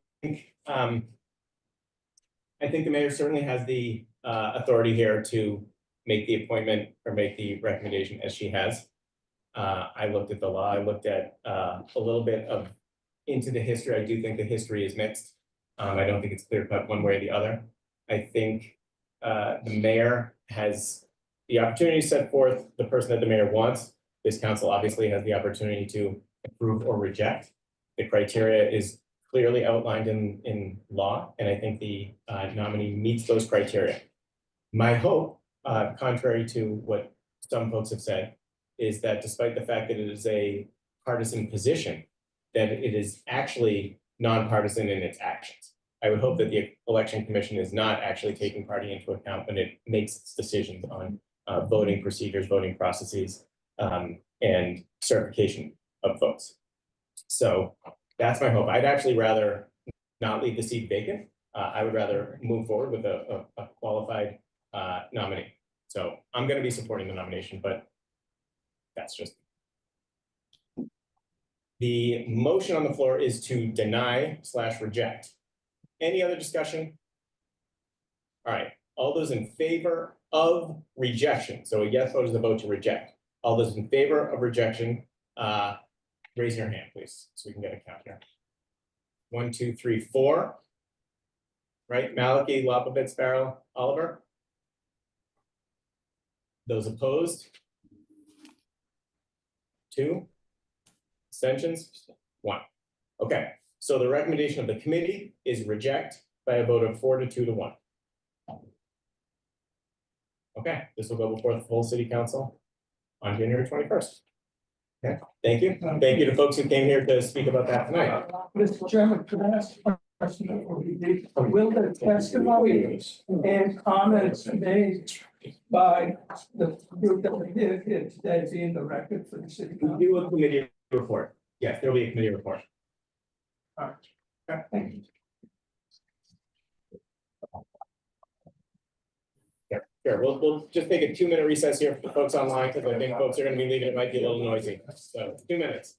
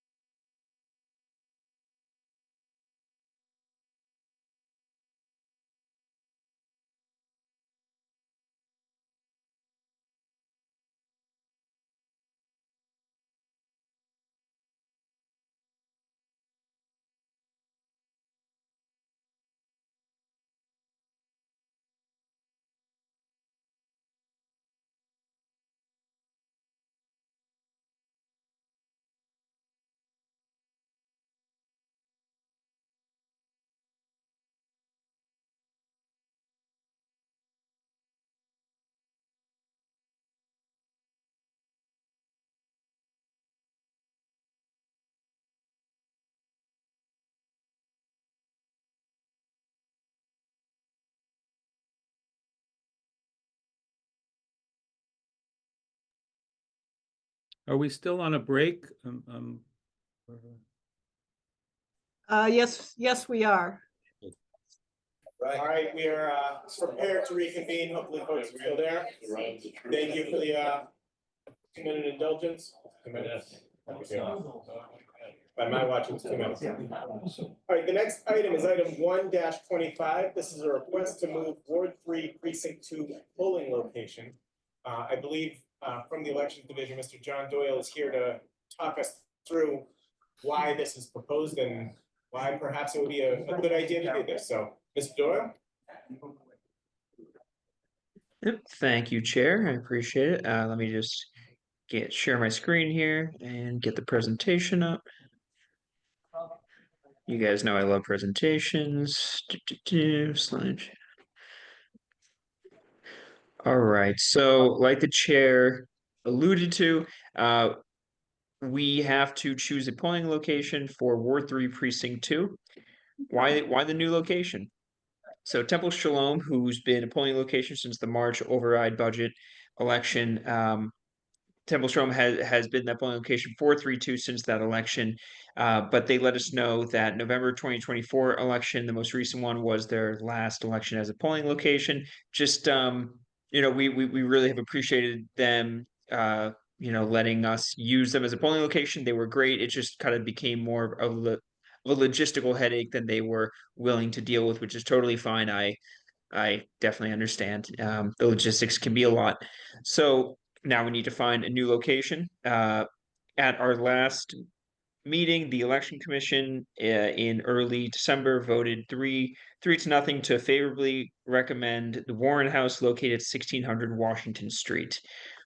Now I'll give some reasons why that was selected and why they feel and we feel that it would be an ideal replacement for Temple Shalom. So first off, the location is ideal. Voters won't have to, if voters were used to walking to Temple Shalom, for the voters that walk, they could probably still walk to the Warren House. As you can see, there's really just this field that separates the two. Myrtle Street connects it very closely. And who knows, maybe there's a path through the woods there that the locals know more about, but very close. So the proximity is key when deciding a new polling location. We don't want to extend the voting commute for voters too much. Public transportation is another reason. The Warren House is on the 505 MBTA bus, and one of the stops is directly outside of the building. We understand that not everyone can drive or walk to the polling location. Some people rely on public transportation. So for those that do, there's a solid option in the 505 bus. So another reason is because this area of the city is a little bit more devoid of public buildings than some other parts.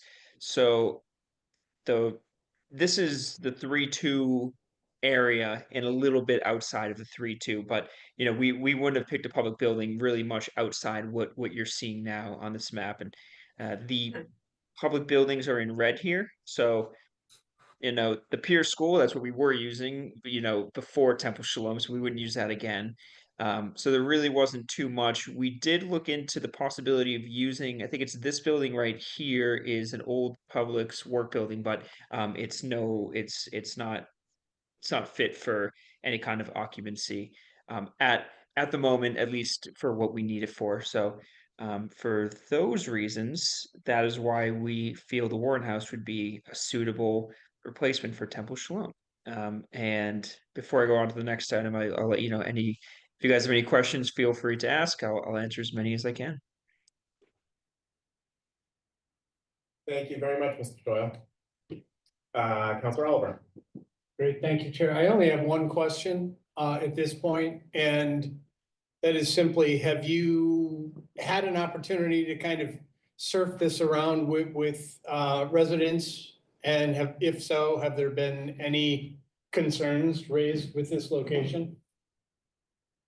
We haven't worked with the public as far as the possibility of moving it to Temple Shalom. In the past, we typically haven't. The process has just been we meet with the election commission. The election commission gives a recommendation, then we come to you guys. But as far as working with the public, we typically don't go out and take any kind of a straw poll of if people support it or not. We do some community engagement and reach out to folks, and we send postcards and we put posters in front of both the old polling location, new polling locations, to let people know that the location has moved. So that's when it comes to the engagement with the community, that's kind of the extent that we do. Right. I was really trying to refer to, and should have been very specific, anything anecdotal, but it doesn't sound like there was. So. No, we haven't heard any concerns. Yeah, no, none that I'm aware of. Thank you. Also. Yep. Councilor Farrell? Thank you, Chair. Mr. Doyle, are you familiar with the outdoor lighting at this property? I'm very concerned about a couple of polling places, particularly at Oak Hill and the Schumann Center that is very, very dark. And very few lights around for people coming in the evenings. And I don't know whether I hope this polling place has good lighting outside. This polling location has been surveyed twice. The first time was before I started, and the most recent time I went, I did go during the day. However, what I can tell you is that the Warren House has gone through now 2 site surveys, and it has passed all ADA requirements, which I believe lighting is one of them. So, while I haven't seen it personally, I do know that it does check all the ADA compatibility boxes. Just aside from this, and that leads me to question, are all polling places supposed to be ADA certified? And if so, how does lighting factor into that? Because it's pretty terrible in the 2 places I mentioned. Yeah, so I think the 2 places that you mentioned were before I started. So, instead of trying to speculate now, let me try to, I'll when I go into the office tomorrow, I'll try to get some better answers for you, and I will let you know. Thank you. Mhm. Thank you, Chair. Thank you. Councilor Lucas? Good evening, everyone. Evening. Good evening, Mr. Doyle. I don't know if you said it in your presentation. I must have missed it. But what was the reason the temple, I can't remember the name of it. I'm sorry. What was the reason they gave for not wanting to host the election anymore? Good evening, Counselor. Yeah, so the reason is because they just felt it was a little more of a logistical headache than they were willing to deal with. Which, again, I understand. It can be it's a lot of moving parts. And for every election, there's 3 days where they have to be open kind of early in the morning, and they were okay with that for a little while, and then they kind of just, like I said, became a little more than they were wanting to deal with. But we thank them for their service. Okay, thank you. And is this a temporary change or a permanent change to the Warren House? This would be a permanent change. Okay, all right. Thank you. I'm all set. Thank you. Lucas? I don't see other hands. Mr. Doyle, you can confirm that even after the location moves from Temple Shalom, people would still be able to vote for Jewish candidates, correct? Councilor Maliki? Is this recorded? Yeah, I was just curious, anytime I've gone over there to look at the ash trees or various other things, I haven't had any problem parking.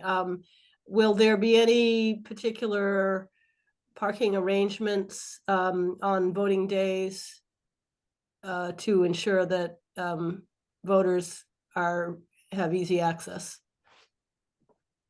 So I haven't talked to them yet about making additional arrangements, but from my site visit, they did have a pretty fair amount of visitor parking that we felt would be, more than suitable for the amount of voters at that location. But I do also plan on talking to them and, having them maybe be a little more lenient before they call the tow truck on a car that's parked in a spot that shouldn't be. I don't really foresee that being an issue. It's voting's for the most part in and out in 5-15 minutes max. So I think when it comes to the parking, actually parking is one of the bigger draws of the Warren House, just based on the amount of visitor parking. Yeah, that was my sense too, and because they're basically the parking for the park, the soccer games, the pickleball players, whatever. There seems to be a lot of space for that, and maybe some of the September primary elections, you'd have competition with the sports activities, but February, November, maybe not so much. Okay, thanks. Yeah, no problem. Thank you, Councilor Maliki. Mr. Doyle, when did you say the vote was of the Election Commission?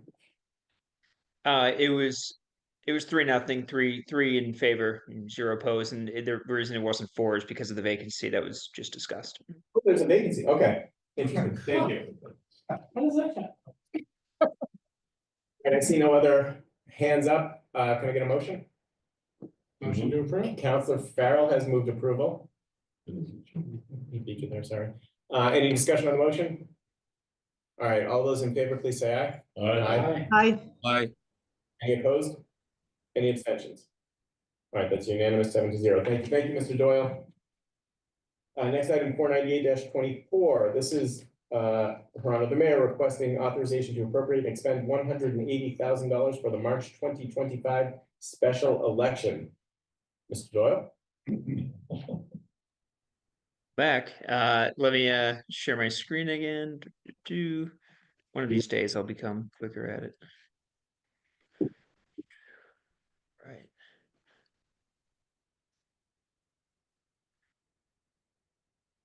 All right, so thank you again, Chair. So yeah, this is the request for funds for the March special election. This is for the vacancy on the Ward 7 School Committee. So these are the line items. We are asking for the exact amount be 183,395,000, 183,395 to be, to clean it up, be more exact. And here are the line items that, is the reason that it's totaling as much as it's totaling. A lot of it is, as you can see, postage is a rather large chunk. It keeps going up every year, so the cost of that keeps going up. 45,000 for work by other departments. This is police detail. We need at least one police officer at every location. We have one also at City Hall. We have one during early voting. And we also use DPW the day before the election, the day after the election. So these transfer bills definitely do add up, and we pay all of our election workers that we use. Printing I can run through all of them if you guys would like, but I'm kind of just hitting the more larger line items. So this is what we believe and what we know will be sufficient to run this election. And like I said last time, I will take any and all questions. Thank you, Councilor Farrell. Thank you, Chair. Mr. Doyle, I was pleasantly surprised to see there's only $183,000. I was led to believe that a citywide election, whether it was for one candidate or a presidential election, cost about $250,000. Is there something dramatically different between this election and any other citywide election? So I wouldn't say dramatically different, but we are ordering less ballots just because, whenever I order ballots, I always go back to the data, historical data. So elections that are comparable to this, or the special elections during this time of year, I look what the voter turnout has usually been, and then we use that to base off the number of ballots that we need. So we need less ballots, I think, than we would a presidential or even a November city election. So that's probably why you see a little bit of a lower price or cost than $250,000. As for the other, probably, remaining $50,000 that I didn't just mention, like I said to your other question, I will get back to you tomorrow on that with the better answer. So we can just add that question to my tab for me to pay to you tomorrow. Quickly, I would be interested. I'm not interested to know, but it is interesting. The 250,000, I think, isn't accounted for by the number of ballots you print. But advertising publications, what is that for? Letting people know there's going to be an election? Yeah, we print out posters and we put them on sandwich boards and we deploy them all around the city. So that would, I'm just looking at the item that you mentioned, printing, advertising. Yeah, I'd say about 1,000. Because we have to print about 30 posters, and then we use I believe it's DPW to deploy those. So that would be the advertising that we do around the city. How else do you publicize this? I think it's pretty clear to me in most elections in the 25 years I've been here, there aren't a whole lot of people going out. Part of it is because I'm sure some people don't care, but a lot of it is just informing people about what it's about and encouraging them to do it. I don't mean, well, for what it's worth, if we said to you, we'd like you to add $4,000 to the advertising budget and really promote this election, would that make a difference? What? That is a good question. I'm not sure. I mean, so since I can at least speak from my own experience, since I've been here, the kind of advertising that the department does is really the extent of it is just been the sandwich boards with the posters deployed around the city. These posters they list all of the early voting dates and locations and times, and they also list the day of the election and what it's for. Not necessarily specifically, but it'll say if it's a special election, a primary, or a general. But as far as, if you gave us more money, if we could advertise more, I think that would also be an issue of department resources as far as people. Do we have the extra people to do, any extra marketing? That I'm not sure of. So we'll add this question to my tab, and I have a lot to get back to you on tomorrow. I guess I'm more interested in things like another mailing to reinforce to people that the election is happening. This one I think is not known by a lot of people. And it's a special election, and it looks like it's gonna be a drearily low turnout. There's only one candidate. Yeah, I know. And if we could do more to, but it's one candidate of a very important position in the school committee. So, anyway, thank you very much, Jeff. Thank you, Councilor Mallon. Yeah, I was just curious, the vote by mail applications, is this going to take care of kind of the whole year's worth of people getting absentee ballots? I think,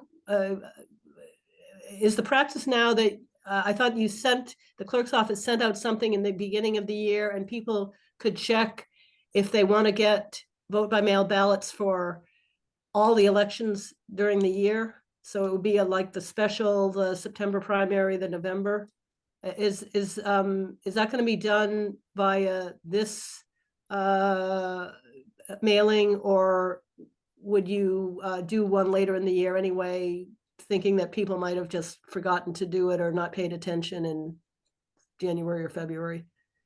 So this will be so the mailing that will be sent out hopefully next week. We send it to the printer with all the information, so we're just waiting on them to get it out into the mail. That mailing will be, though it could cover, if people wanted to, they have the option for it to cover all 2025 elections. They can also just select individual elections if they prefer.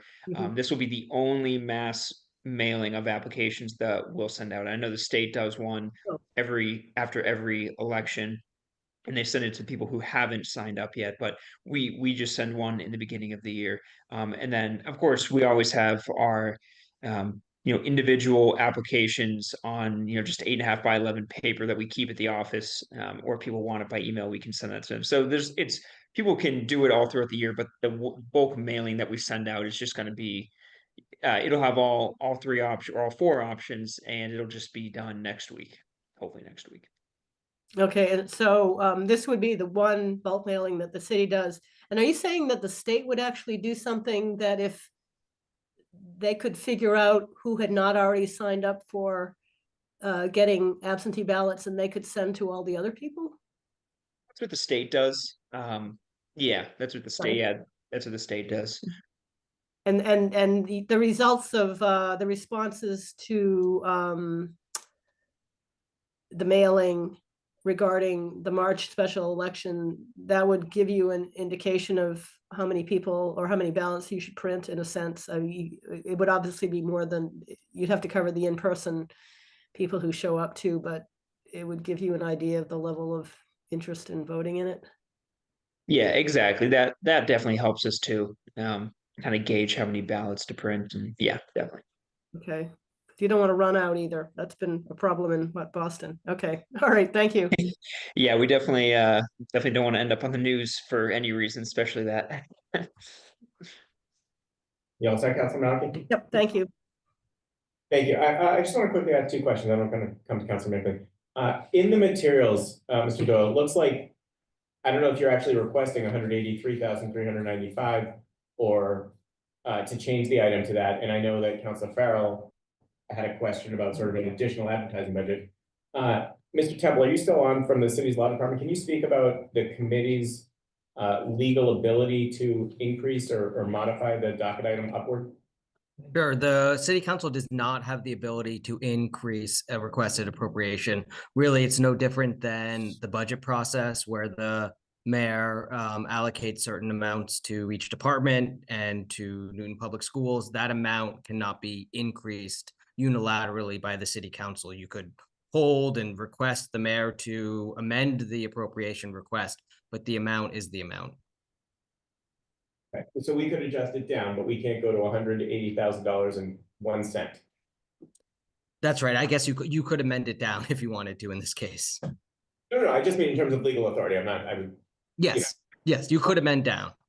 Okay, thank you. Mr. Doyle, let me just check with you. Are you looking to either hold this to try to increase the request, or do you think 180,000 as is in the docket item is sufficient? So I guess personal recommendation would be 180. I think, you know, the amount would be 183,395 to run the election. That would be, but I know Mr. Temple just said we can't increase it, so I guess I'm a little iffy on the legality of this. I don't want to get myself in trouble, but I mean the number on the PowerPoint is our recommendation for what it would take to run the election. So, Mr. Temple, does it matter that the city is requesting the increase? I'm not aware of the city requesting the increase. Well, I thought Mr. Doyle just said he's looking for us to change it to 183,395. That's what it is. I thought this had always been the amount personally. Sorry, I did miss the beginning of the docket item. What is the amount on the docket item? Because I see it, the docket item is 180,000 even. I'm just gonna pull it up. Give me a minute. Okay, while you're pulling it up, Councilor Humphrey, did you have a question on Yes, this? well, since it's a joint referral, we can dispense with the item overall in this committee tonight, and then if need be, make adjustments with the mayor at the finance committee. I think that would be the way to handle it. That gives you time to look into this and figure out whether this request is in fact coming from the mayor's office or not. Because there have been docket items where something was incorrectly filed and then we have been authorized to amend it, but that is amending it to reflect the recommendations of the administration. So we would need that to be clarified for us, and that can be done between now and the finance committee meeting.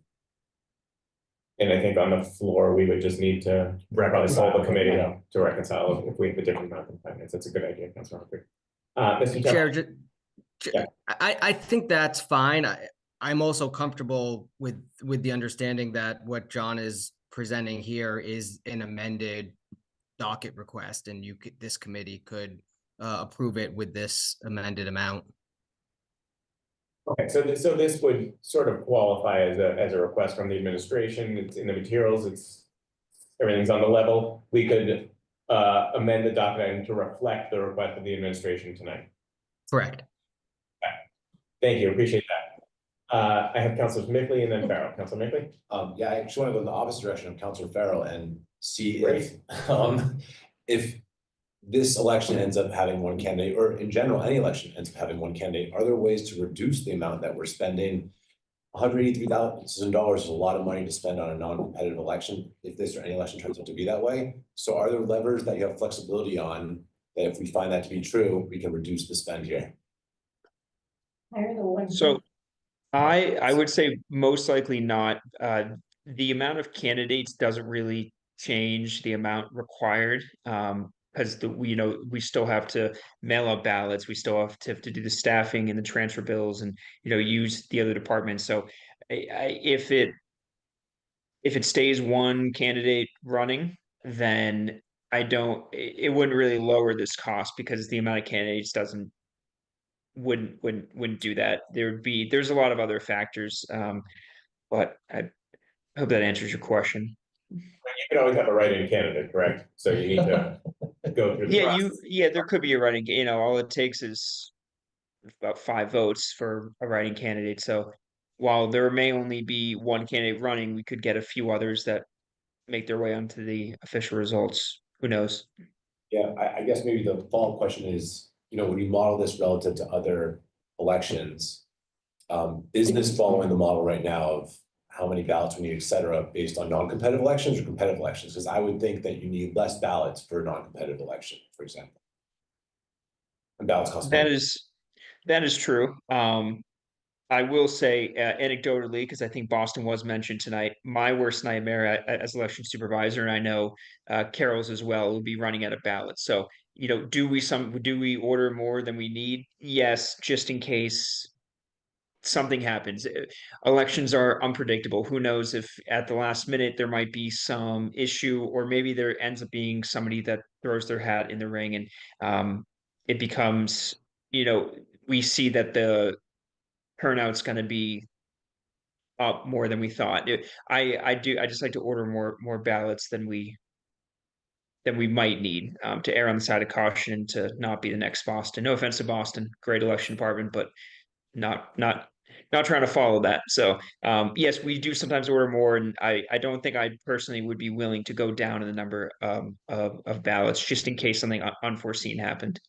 Okay, thanks. I just want to register the comment that definitely like the idea of encouraging turnout in competitive elections. Don't like the idea of spending more money in non-competitive elections than we need to. Thank you, Council Carroll. Can you tell us in your educated, Carol Moore's educated opinion, how many ballots are you going to print? I'm just curious what you anticipate the turnout to be. Yeah, so the number is definitely probably, like I said, it's going to be higher than the actual number of what the voters are going to be.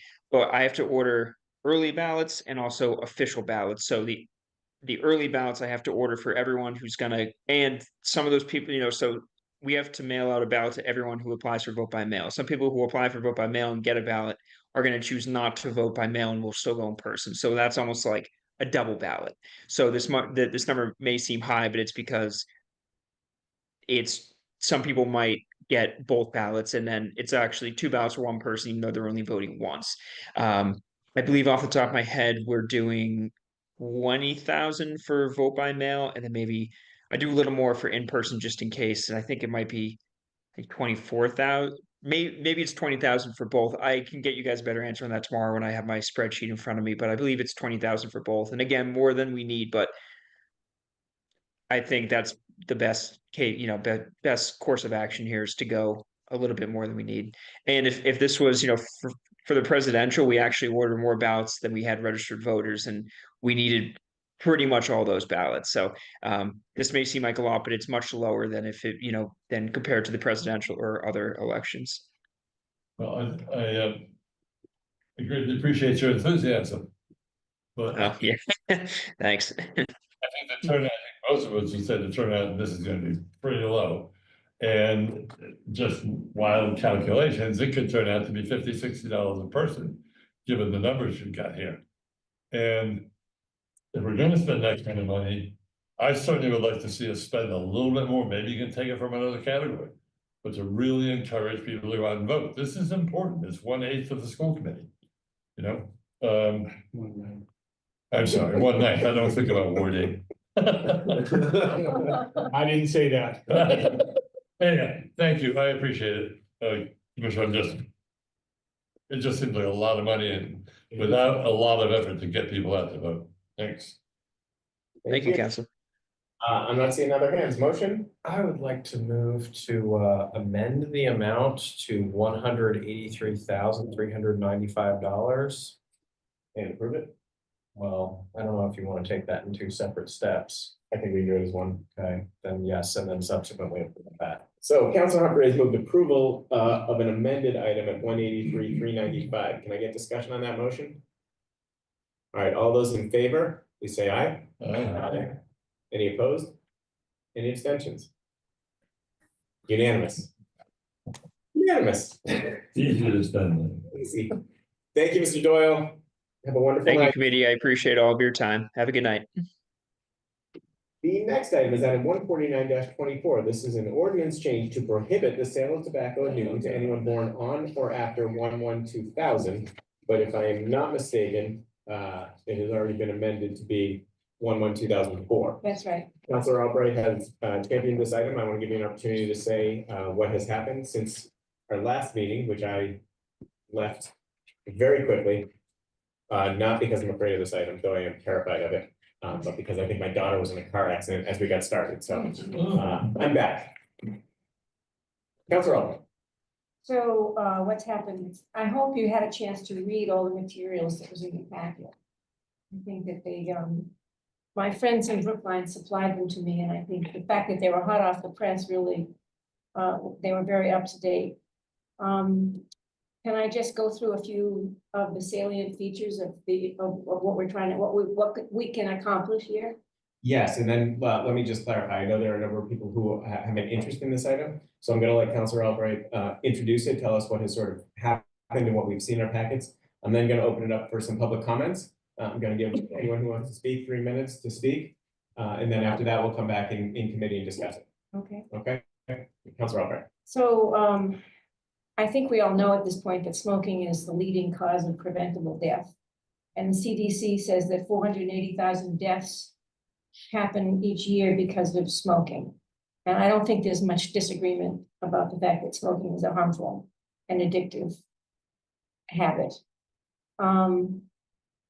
We know that government often intervenes to protect the health of its citizens. And I gave you examples of that, asbestos, seat belts, and so forth. The argument that tends to be the loudest against this is that we're preventing people from using their free will. And as was pointed out to me yesterday by a health professional that we all know, once you're addicted to nicotine, you don't have the free will anymore. It's an addiction. So the free will argument doesn't carry much weight with many. And as was also pointed out in the letter from a woman from Melrose, corporations use free will freely, so to speak, in always finding new ways to attract new smokers. So they're pretty good at using free will. The policy guideline that was in the packet is written by the Boards of Health Association, the Health Officers Association, the Mass Municipal Association, and the Public Health Advocacy Institute at Northeastern. So it's a fairly robust group of people who are telling people how to do this thing. And as also was pointed out in that packet, this was a technique that was reducing smoking year by year by year, slowly over time, was a way that was used back in the day to get people off of opium. As you recall, opium was something that was very widely used back early in the 1800s, early 1900s, until it was finally stopped. And it was a technique that successfully got people off of that habit. So I just think we have an opportunity to bring a close to a habit which has caused death and disease for so many people in our community. As Mr. Gottlieb wrote in his letter to us, Newton has been a leader in smoking cessation in so many ways over the years. And this gives us another opportunity to be, well, not the first, but still in the first group of cities and towns that do this. I know Somerville is in the process of looking at this. That would be, if we did this first, we would beat Somerville. So we would be the first city as opposed to all the towns that have already approved it. Let's see, is there anything else that I want to be sure I say before we open it up? So I did have a conversation with Councilor Mickley earlier today, and I think the thought was, well, why don't we wait and see what happens at the state level or the federal level? And I think one thing that we've learned is that activism bubbles up, and that the cities and towns often pass things that causes the state to pass something. The states start to pass things that causes the federal government to pass something. And we would be part of that process. And we can't wait for the federal government to do it. I think we can all agree that the federal government is not going to be quickly getting to this issue. And the state probably won't quickly be getting to this issue. So the only way to start to move the momentum of the 13 cities that have already addressed this is to add ourselves to that list. And I hope that's what this committee will do. Thank you, Councilor Albright. All right, we will have an opportunity to discuss this, but as I said, I want to hear from members of the public who took their time to come here. I see one hand up online. Do we have at least one gentleman, Mr. Snyder, who would like to weigh in? Yep. Okay, you, sir? Okay, so Mr. Snyder, let me recognize you first. Again, Do you want me sitting, standing, just whatever is most Okay, comfortable thank for you. you, sir. Can you all see me here? Sit right there. Thank you very much. And I'm just gonna, I know I have limited time, but I'm just gonna respond to one observation that Councilor Albright made. Cities are the start and activism bubbles up, but tell me if you are truly getting a groundswell of support from the citizens of Newton to implement this. Thank you. I appreciate the opportunity. I'm Steve Snyder, 122 Shore and Cliff Road. I'm not a tobacco user and I'm in fact mildly allergic to tobacco smoke. But I'm more allergic to government infringing on the rights of legal adults to make informed choices about legal products. In our society, we accept that adults are able to make personal decisions about the risks they wish to assume. First, it's hypocritical and illogical to single out a specific product. Alcohol, gaming, and cannabis can all be harmful if used incorrectly or excessively, but they're not included. BU School of Public Health released a 2021 study that found cannabis was involved in 21% of fatal car crashes in 2018. Should we ban cannabis sales? That's a big risk to Newton residents. The US Surgeon General announced last week that alcohol consumption is linked to increased cancer. Should we ban alcohol sales? Second, government cannot make the risk-return trade-off for every individual. Last year, one of you said that banning nicotine sales was okay because nicotine has no redeeming benefits, but that's demonstrably wrong. Everyone in society knows that smoking is harmful, but millions of people decide to do so, whether for stress reduction, relaxation, camaraderie, friend, or for other reasons. These individuals are aware of the risks and benefits and have made their personal trade-offs. Will you all who drink alcohol now stop because the Surgeon General said it may lead to cancer, or you'll evaluate your own personal risk and continue or not as you choose? Third, what's the limiting principle here? If 55,000 people die in a car accident every year, and we could reduce that in half by lowering the speed limit to 25, should we do that? Obesity and related diseases are the second leading cause of death in the US. Should we close the fast food restaurants in Newton? This measure sets a bad precedent for limits to government intrusion into personal autonomy. Fourth, the policy is unlikely to be effective anyway. Its goal is to protect youth, but the measure impacts adults, and anyone under 21 is already prohibited from purchasing these products. It also won't remove demand, it'll just drive it elsewhere. This won't work as intended. In fact, I believe it'll be counterproductive. With this proposal, the city is effectively saying, we believe tobacco is so terrible that we won't allow adults to buy it here. But if you want to buy it elsewhere and bring it back and smoke it, well, we're cool with that. That's not solving a problem, that's posturing. The fact that we have to do this to beat Somerville shows that it's posturing.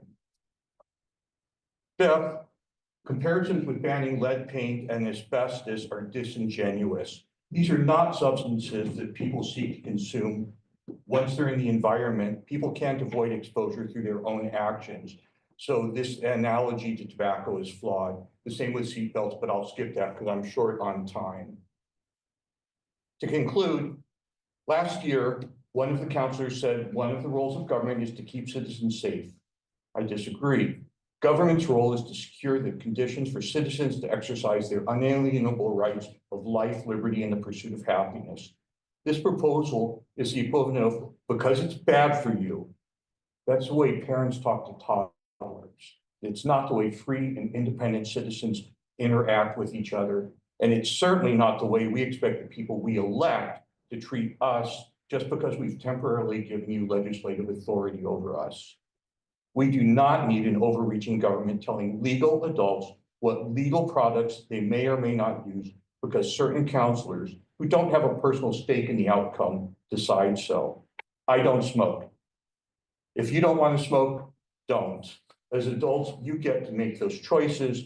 We neither need nor want a city council making those decisions for us. Thank you. Thank you.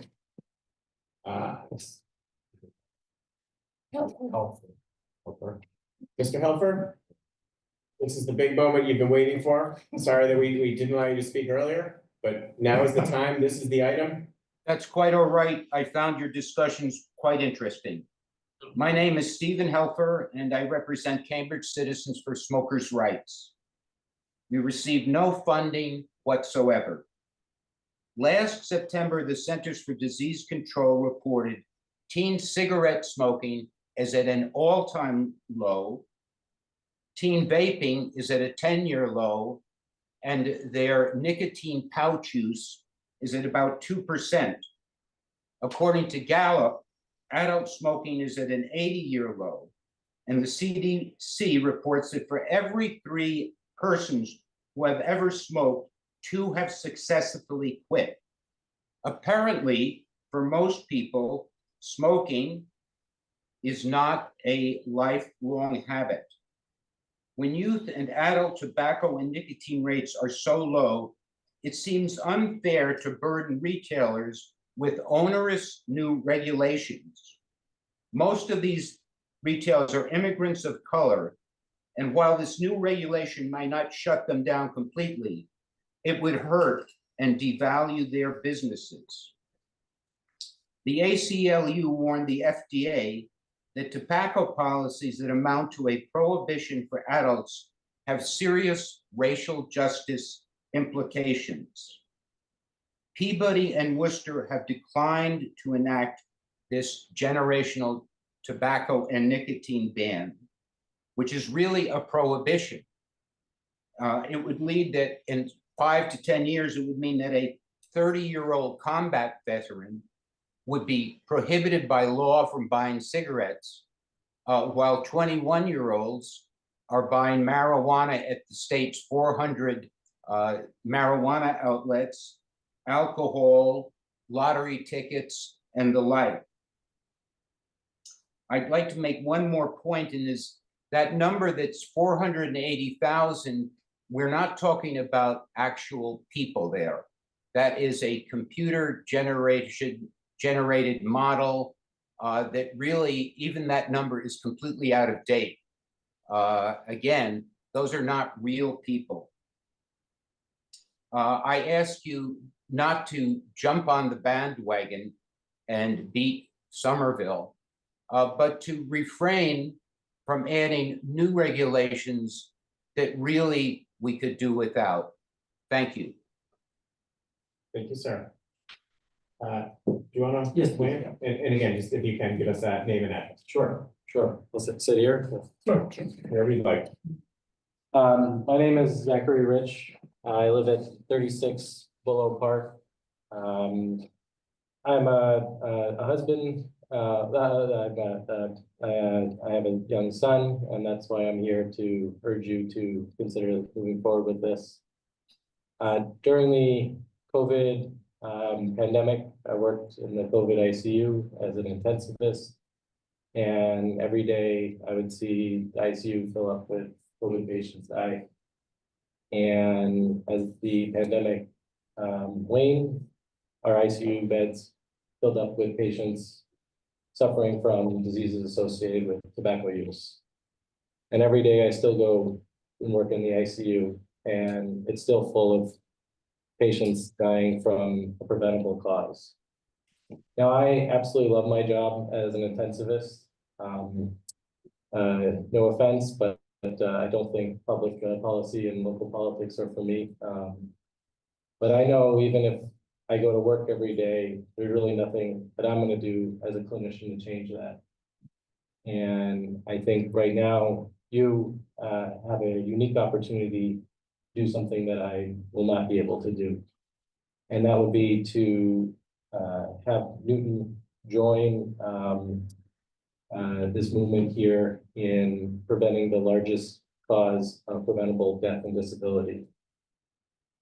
Massachusetts has been a leader on many fronts in public health policy, whether it's with the Affordable Care Act or the Tobacco 21 that has then gone on to be reflected in national policy. And I hope this will also be something that Newton can be a leader in as well. Thank you very much. Thank you, Mr. Ritchie. Online, I see Jonathan. And we know who Jonathan is not, but I think we're about to find out who Jonathan is. And Jonathan, please, again, just if you can, give us your full name and address and have at it. I'm not from Newton, but I'm here. I volunteer with Stephen on a smokers' rights meeting that we meet in Cambridge. My name is Jonathan Bowen Leopold, and I live in Quincy, Massachusetts, Quincy Center. And I'm just very quickly, I'm trying to help Stephen with advocating. I've been in mental health recovery for years. I'm a top mental health advocate, and without my black coffee and my tobacco cigarettes, I probably couldn't pay attention. I need occasional smoke breaks at work, which is good because it gets me in the fresh air, helps me focus, and I don't think I could hold honest work without access to real coffee and tobacco, and I really don't see it any other way. And otherwise, my habits are healthy, and I'm in reasonably good health. So, I just feel very strongly. All right, thank you. Thank you. My vision's terrible. It looks like Katie Silba. Am I saying that right? Katie Silba, please let us know your thoughts and tell me how I butchered your name. I apologize. Okay, my name is Kate Silva. I'm professor of law at Boston University, and I was the co-sponsor of the bylaw in Brookline with Anthony Ishak, who I think is also on the call. I wanted to just say a couple of things. I mean, one to Jonathan, who just spoke, and that is that nothing about the nicotine-free generation regulation interferes with the medical use of nicotine. So if a person needs nicotine, either for cessation purposes or for any medical purpose, that this regulation doesn't touch that at all. That is still available. Moreover, anyone who's already using nicotine now and can have nicotine sold to them legally is not going to be touched by the nicotine-free generation. And that is kind of the beauty of this regulation design, is that it says to people like Jonathan, who just spoke, it's compassionate towards people who feel they need to use nicotine. But what it does is it says, those youth who came and spoke to you earlier tonight, they should never start using it. And so it leaves alone existing consumers, people who feel dependent on the product. And it instead says, after 60 or 70 years after that first Surgeon General's report, we need to be thinking through what an end game looks like. We sometimes hear comparisons to alcohol and cannabis. Of course, tobacco is much more dangerous. It's much more akin actually to asbestos, PCBs, lead paint, and guns, but actually it takes a higher death toll in the United States than those things. It eventually kills almost half of its users. It's implicated in 1 in 5 deaths. It's a leading cause of preventable death. So comparisons to alcohol and cannabis flatten out really dramatic differences in harmfulness. It's also much more addictive than those substances, more like heroin than cannabis and alcohol in terms of its addictive qualities. That's why, unlike alcohol and cannabis, everyone, 99% of people who use this substance begin as adolescents. They start while they're in adolescence, they don't take it up as adults. I want to speak quickly to the retailer impact. Because of this unique design, not one existing customer is lost. So unlike something like a flavor ban, where you have to take a product off the shelf and you lose those sales, every existing customer that a retailer can sell to today, they can sell to permanently. And so that's the division.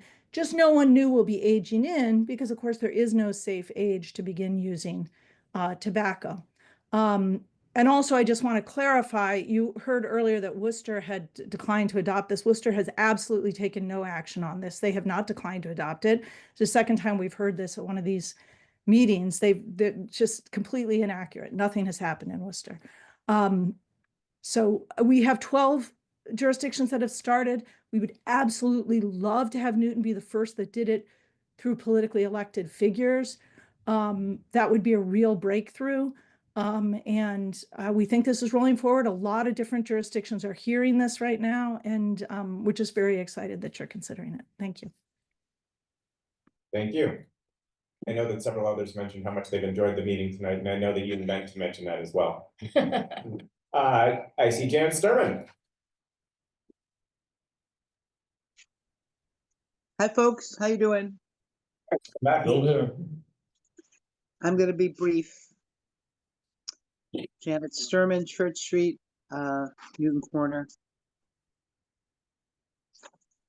Susan Albright, you have done a wonderful job all your years in service working for the city of Newton as an elected official. But you have now evidenced the fact that you are ready to retire and move on. This is so unbelievably absurd overreach in personal rights on legal products is beyond comprehension. And who gave you the, I guess we did when we voted for you. I didn't personally vote for you. The opportunity, the chance to do this kind of overreach on freedom of choice in American citizens is beyond comprehension. So I'm so really looking forward to your retirement at the end of this year. And I'm asking everyone to vote against this. It's absolutely horrible, and do not give government this kind of overreach into the personal rights in people's choices. I smoked for 30 years, over 30 years. I quit over 3 years ago. I started smoking as a teenager. I was a pack-a-day smoker. Believe me, I'm not an advocate for or against smoking. I think people have the right, if you want to kill yourself with cigarettes, go for it. You don't have to sit in, I mean, I'd actually take it up and blow smoke in someone's face that made me had to face the law like this, because I'd take it up again just because of the overreach that you're doing here. This is, it's ridiculous. Anyway, I'm so glad I have another minute. I'm going to give you back my time. And thank you so much. Looking forward to your retirement, Susan. Bye. Thank you. Maureen Busby? Yes, that's correct, yeah. Maureen Busby. Hi, oops, somehow can you hear me? It looks like I'm unmuted. Absolutely. Okay, great. I sent a letter earlier tonight because I actually was on a call with another Board of Health in Western Mass and wasn't sure that I would get off in time to attend this meeting. I'm glad that I am able to and to hear the discussion. I would like to mention just two things in addition to the letter that the councilors might already have in their meeting packet. And one is that we actually do bans. Government does ban products that are harmful. Government has banned lead paint, asbestos, and other products that we used because they worked for some things, but it turned out they poison people. And nicotine products does poison people. In fact, one of our colleagues often says, nicotine is the only legally sold substance in the United States that when used as directed kills. And then in my letter, I mentioned the tobacco industry's efforts to gain new users. Yes, sometimes users quit, but often they just die. We know the death rates. We know the health problems that smoking causes. So that's where our smokers go. The industry needs new customers. Those new customers are young customers, impressionable customers, customers that are taken with the sleek, clever products that the industry comes up with. They're cooking up new products all the time. Just this past couple of years, we've been dealing with nicotine pouches, tiny little pouches of nicotine salts that dissolve in your mouth, cause a quick hit to the brain. They come in 14, 16, 18 milligrams per pouch, where an entire pack of cigarettes is 24 milligrams. So a lot more nicotine. They're very, very cheap, maybe $5 for a tin of 5 of them. Of 15 of them, very discreet, not like vaping is somewhat discreet. Nicotine pouches are totally discreet. We hear people use them when they go into the gym because it gives them such a jolt that they feel like they can lift more. But there are other new products that most of us don't see. I do inspections in stores. I see the new products as they hit the shelves. I see how much store shelf space they take up, so I know what what products have a market, an emerging market that we haven't even been able to measure yet in our YRBS surveys. We'll see this in the years to come. Meanwhile, kids are getting addicted every day. We have vapes that look just like a highlighter. You can't tell the difference.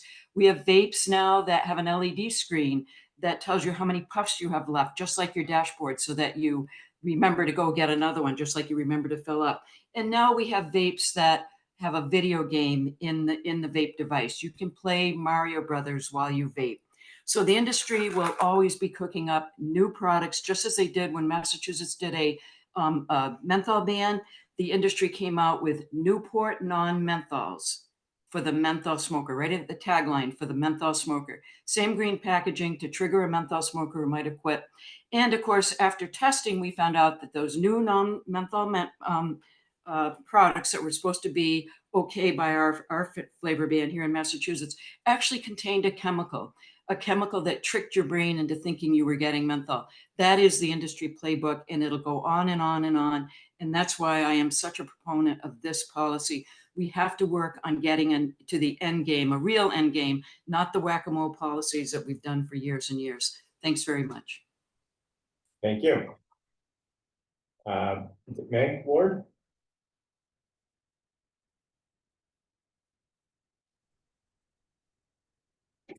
Hi there. My name is Margaret Ward, 957 Washington Street. I wasn't planning to speak tonight, but I wasn't planning to speak tonight, but a couple of things struck me, and that is, firstly, I have a lot of allergies to cigarette smoke, and I feel conflicted on this issue. It is, I feel like it's a little bit of an overreach on personal life decisions, but at the same time, I suffer greatly from secondhand smoke. But that's not the reason why I want to talk right now and that is because I have reached out to some city councilors here on the topic of air pollution, and I asked what the spirit of this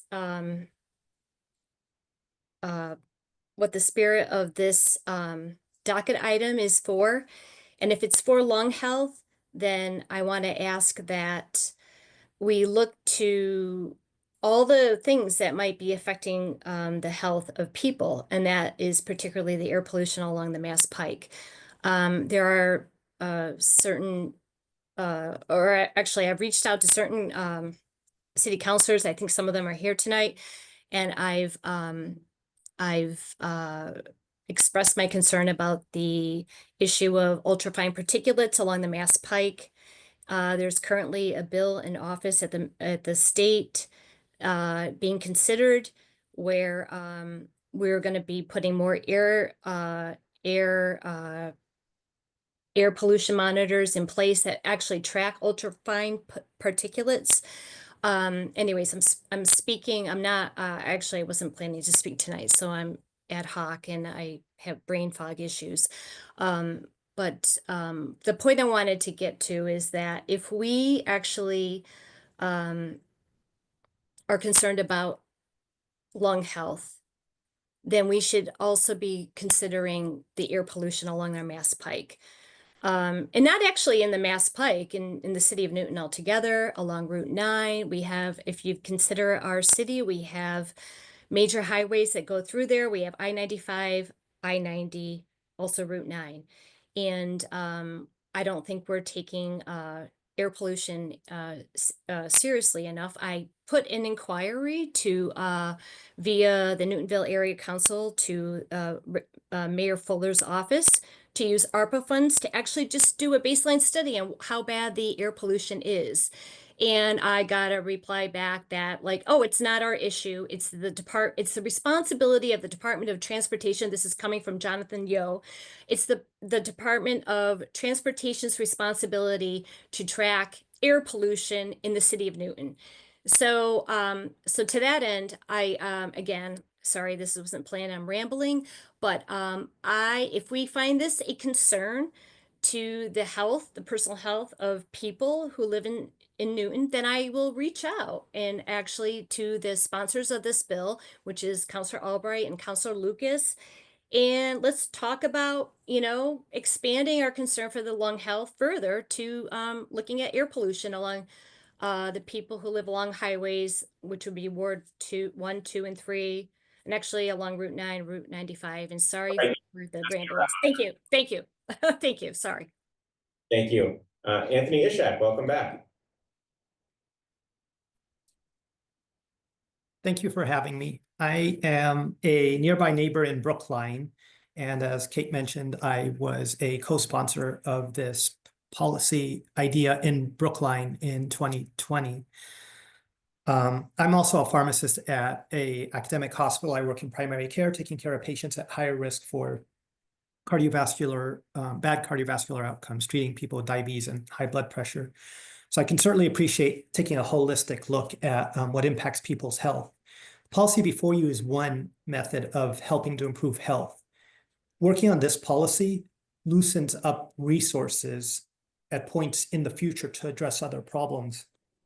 To give you an idea, a real number, not a projected model, every household in Massachusetts currently spends $1,100 a year towards the healthcare of tobacco-related bad outcomes in the Commonwealth of Massachusetts because healthcare is such a significant portion of our budget. So this is something that would have an impact on not only the health of our people now, but on the budgets to be able to enact other programs that are needed in other areas. 99% start under ages has been mentioned before. That means only 1% of adults choose to do this. So this is not about freedom of choice. This is about robbing someone of the freedom of choice by targeting when they're underage so that they are unable to do it. We have plenty of options that are available that can help people now if they need to stop. But it's very hard to stay ahead when it's with youth. And especially people underage who are most vulnerable for this are people with mental health illnesses. And those are the people that, if we were to address this problem, makes it easier to identify them for treatment of their other conditions. As a bordering town, us and Needham have passed this. So the risk of people going cross-border who are underage to purchase this is not likely to occur. In fact, there was a study in Needham after they increased the age to 21 that showed that they did not lose people to cross-bordering towns. And that was published in a peer-reviewed journal that I think has a reputation around here because it's based on our local area. The Academy for Firefighters, the police, and military boot camp do not allow people who are currently smokers to join. So again, this is just closing off the branches when underage people get addicted. We now have data that shows in people who are 18 to 21 years old in college on exams that show cognitive impairment and lower scores on their tests as a result of the vaping epidemic. A quarter of Zyn users are underage. So this new product is a new product in label and design, but it's an old method of targeting underage users. I've joined you for about 3 hours of this, and I can appreciate the time that you've spent on this. Your youth asked for this at the beginning. I will note this is a generational shift in not only changing the framing so that it is not considered a rite of passage, but it is a difference in the generation that is asking for this. There are a lot who are saying, let people decide. But as you saw at the beginning of this meeting, a lot of the very people who were impacted by this would like to see this policy implemented. I just want to tell you two other things. 5 to 6 attempts. Director Jack, if you could just please wrap up quickly. Yeah, it takes 5 to 6 attempts to quit this. So this isn't an easy thing. There's an 8% success rate. There are probably very few things that we would like to approach in life where our odds of being successful are less than 1 in 12.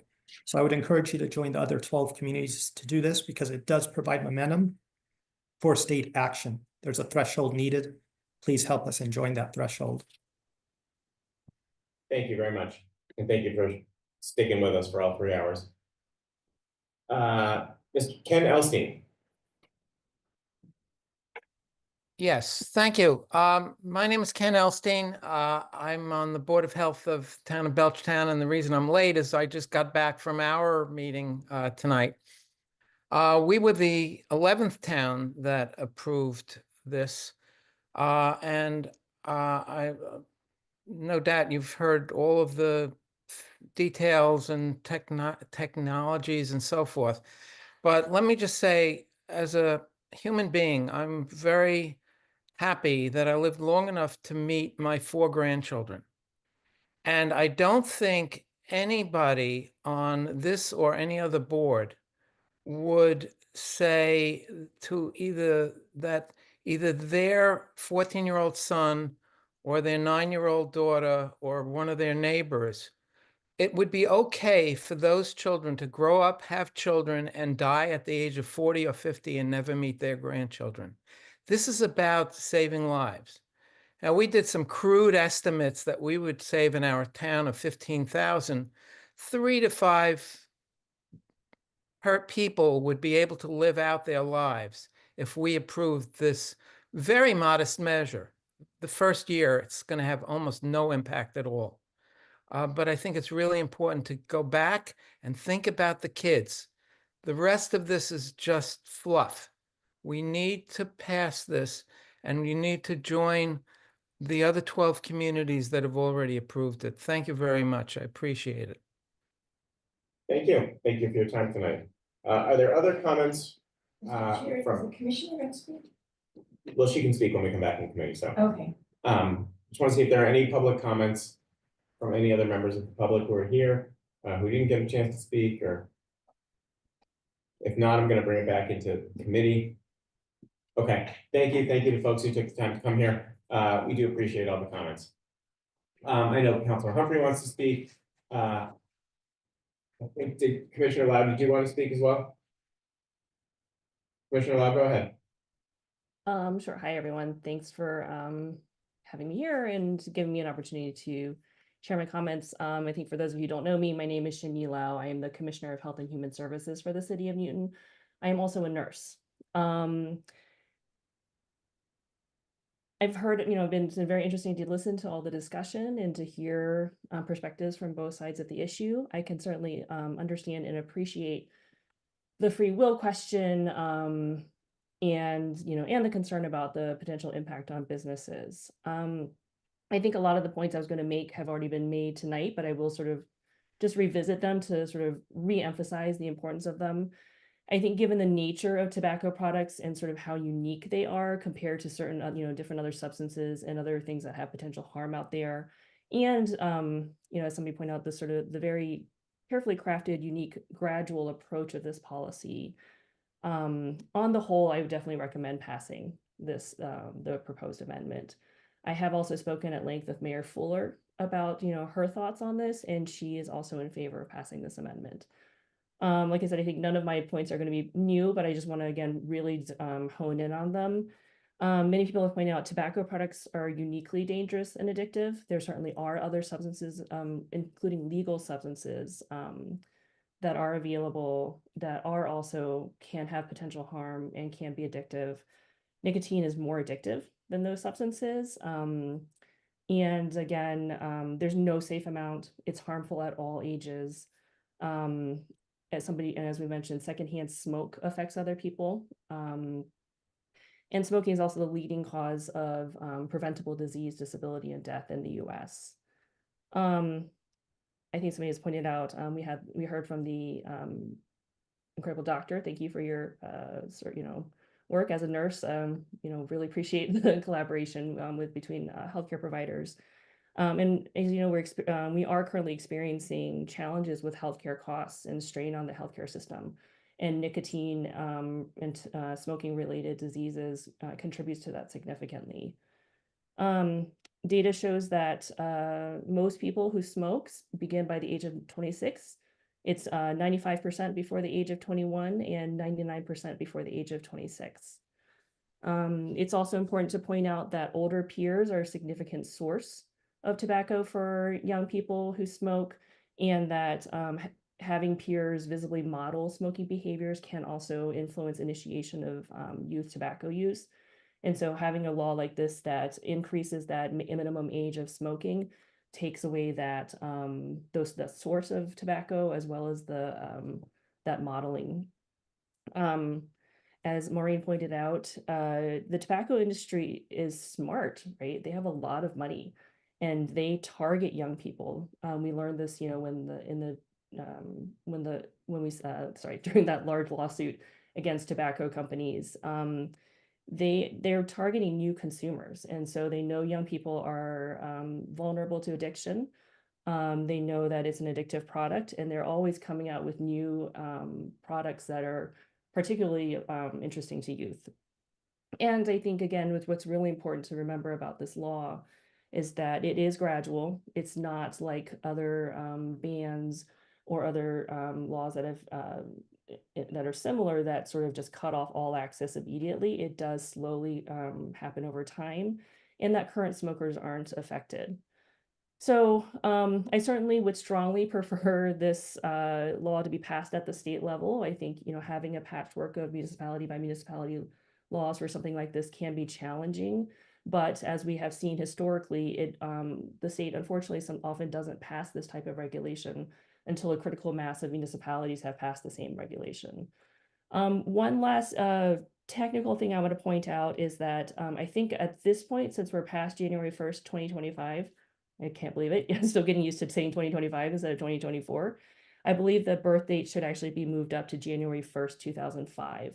I don't think we can't go backwards in terms of the date of birth. So we need to look at it becoming effective in January 1st, 2026 is what I would recommend to impact people born on or after January 1st, 2005.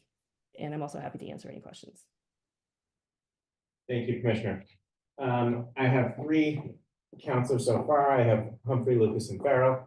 I will quickly point out that I did check with and consult with the law department before this, who felt comfortable that we could actually stick with January 1st, 2004, if that was the will of the committee, that it was purely a policy decision, I should say, that under the ruling of the SJC, both retroactive application and application from a date certain for individuals who have attained age 21 was within the bounds of the SJC opinion. So That's good to know. I missed that part of it. Sorry. unless I'm mistaken, and I know Mr. Temple is still on the call, and he's certainly welcome to come in and tell me what a bad lawyer I am, and that's fine. No, I checked with but- him as well. I got the okay. same answer. Okay, I have nothing to add. You got that exactly right, Chair. okay, just want to make sure people heard, you got that exactly right, was the quote, so, Yes. okay, did everyone get, okay, good, we can make sure that. The only that thing he was missed great. was Thank you. esteemed chair. All right, Counselor Humphrey. I had first a question for Commissioner Lau before I make my comments. Could you remind us, independent of the docket item that we're talking about tonight, the health department's current practices with regard to preventing sales to underage people in Newton? Because I believe, if I remember correctly, we have a program that tries to address that and make sure that the current laws are being followed with regard to underage sales. Yes, both the City of Newton, the Newton Health Department, as well as the FDA does what's called compliance checks, where they send in someone who's below the age of purchase, which is currently 21, to attempt to purchase a tobacco product. And then if the tobacco product is sold, then the state regulations prescribe certain fines and suspensions depending on how many other violations that the store may or may not have had. Thank you. So I think that's an important point because it speaks to our current objectives, and I think this is building on that, which is that we are trying to prevent minors from getting a hold of tobacco products, starting a tobacco or nicotine habit, whatever the particular thing is that they're attempting to get. And historically, we had already raised the age to 21. That was an attempt to make it so that it was not just high school seniors buying it for other high schoolers and so forth. And 21 helped push that out a little bit. This is essentially pushing that out even further. It's also trying to address that smaller segment in the 21 to say 25 demographic, where people are, you know, legally well into adulthood, but still obviously having, you know, ongoing brain development on certain things, especially around impulse control and addiction and things like that. And, you know, obviously, we've heard some people bring up various other products and their harms, and I would actually say, yeah, a lot of those are relatively harmful products, but those aren't the ones that we're talking about. We're talking about expanding our regulatory approach to one particular product, which admittedly there's not as much of a constituency for, and so we're taking the opportunity to pounce on that and try to save some lives in the process. But the goal here is to keep pushing that group of people further and further away from the high school age and middle school age demographics so that it's harder for them to get a hold of nicotine products and start that habit. Even this change itself is not really about the legal purchasers. So it's not about that issue of free choice and everything for adults, because what this is, just like our current policies that attempt to prevent underage purchases, those are about trying to prevent some of the younger folks who aren't legally allowed to purchase this stuff from having an easier path. And that is true for many things involving addiction, is that the more you can try to reduce the, make it harder, just a little bit harder, that has a significant fall off effect in terms of people going down that road. It's actually quite similar, I think, although this is sort of an odd comparison to when governments install things on bridges or train platforms to make it harder for people to impulsively jump and commit suicide.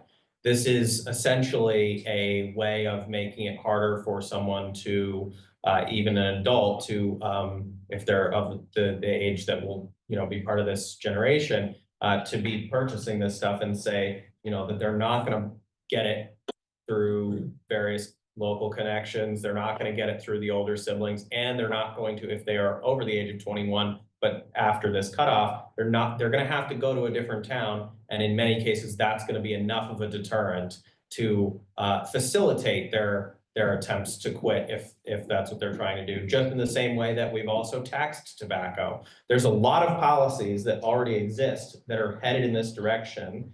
And this is an important next step that rounds that out. I don't think it's a dramatic departure from what we've been doing. I think it's building on the work that we've been doing.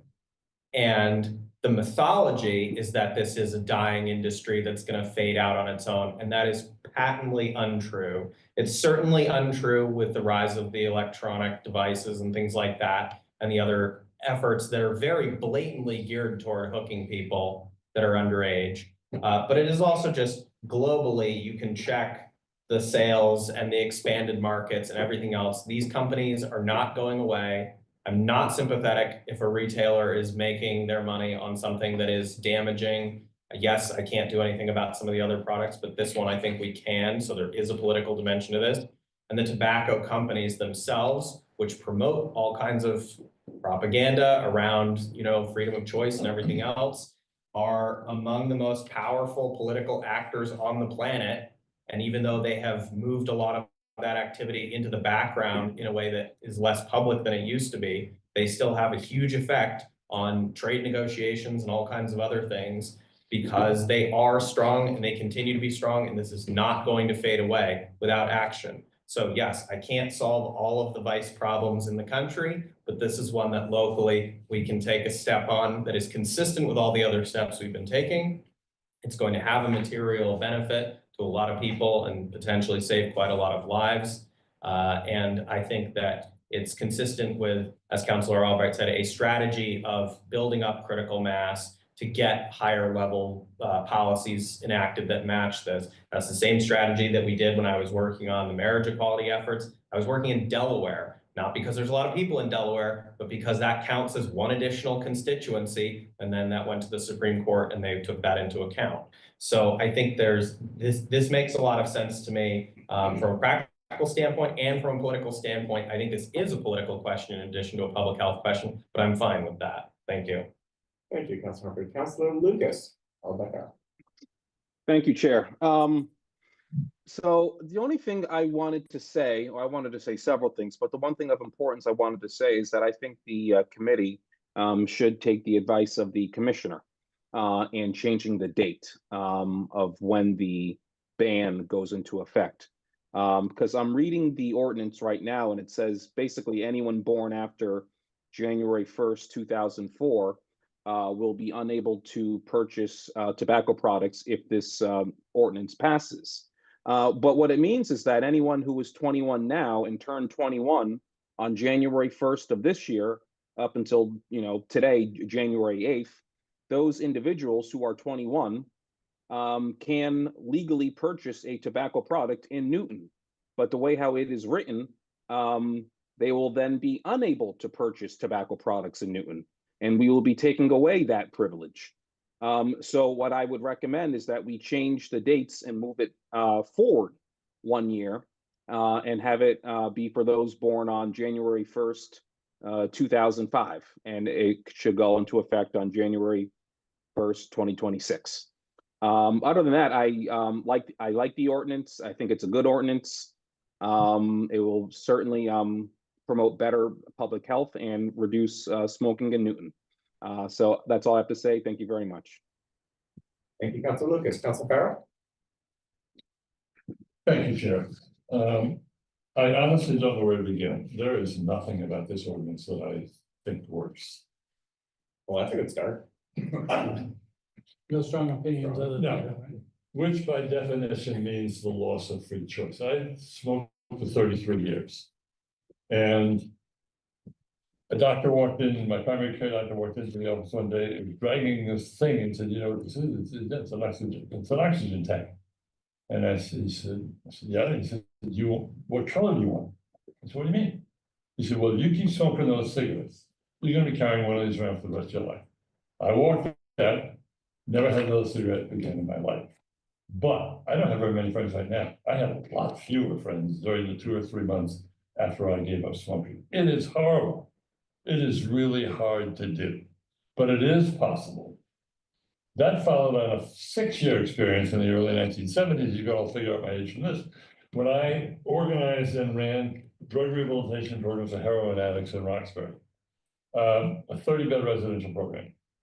If we had given up on them, there would be a lot fewer of those people who actually came through that program over 4 years who would still be alive. I'm not saying we saved everybody, but you know, we saved a couple. That was worth it.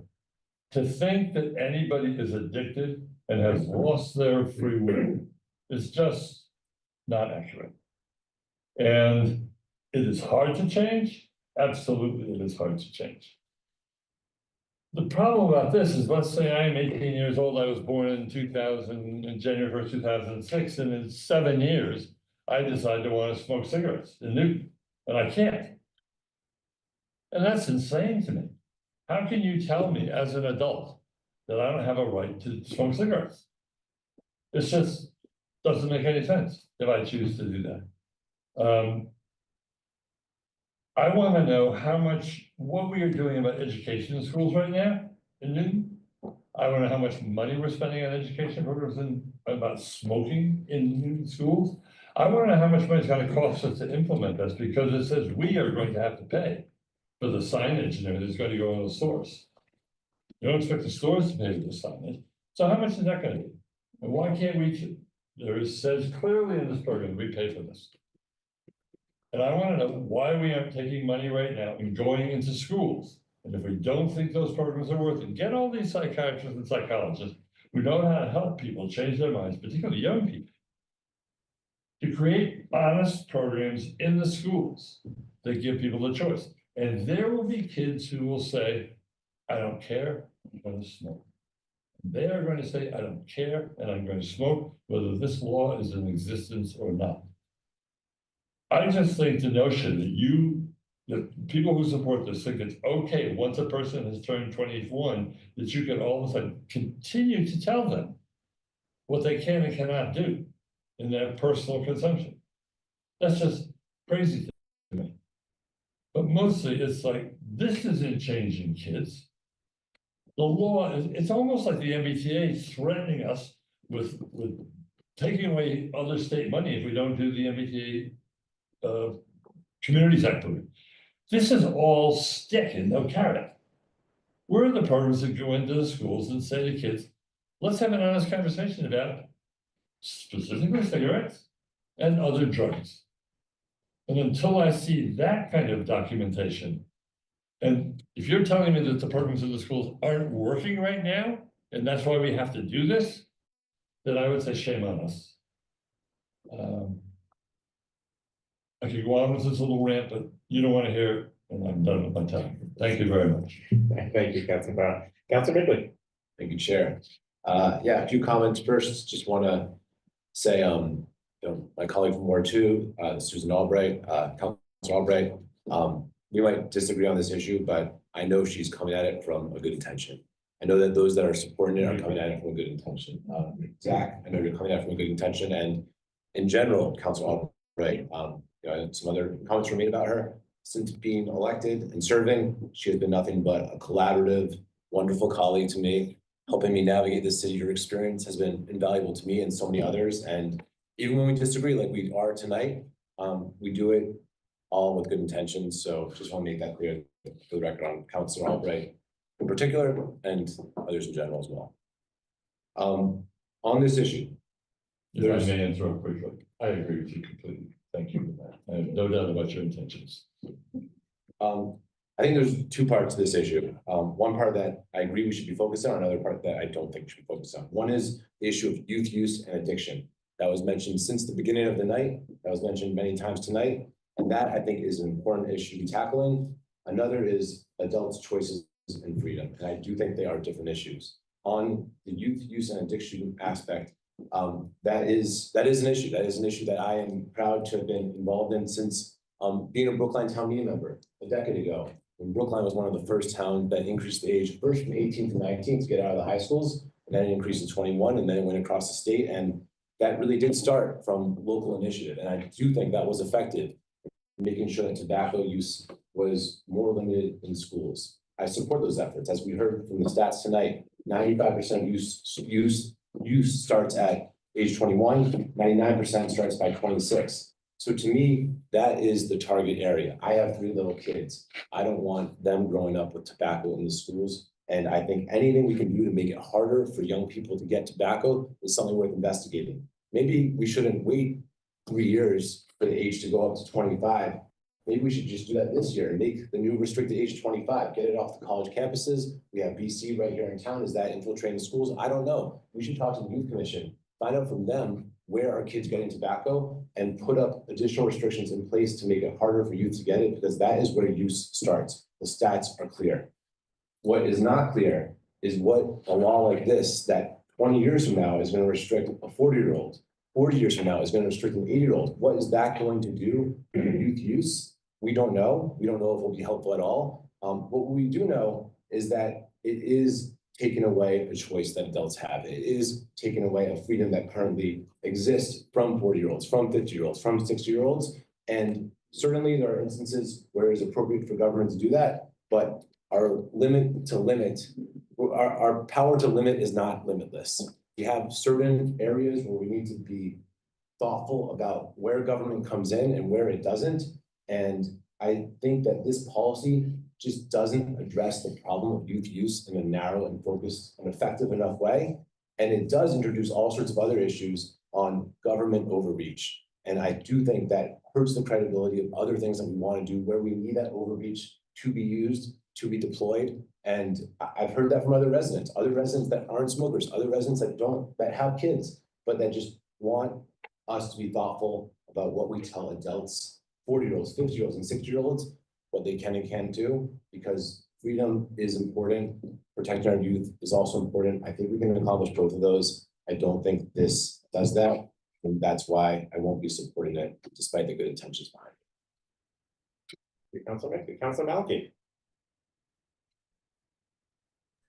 Thank you. And before I forget, I think Councilor Lobovitz has been having trouble unmuting himself. So maybe Ms. Norton could take care of that.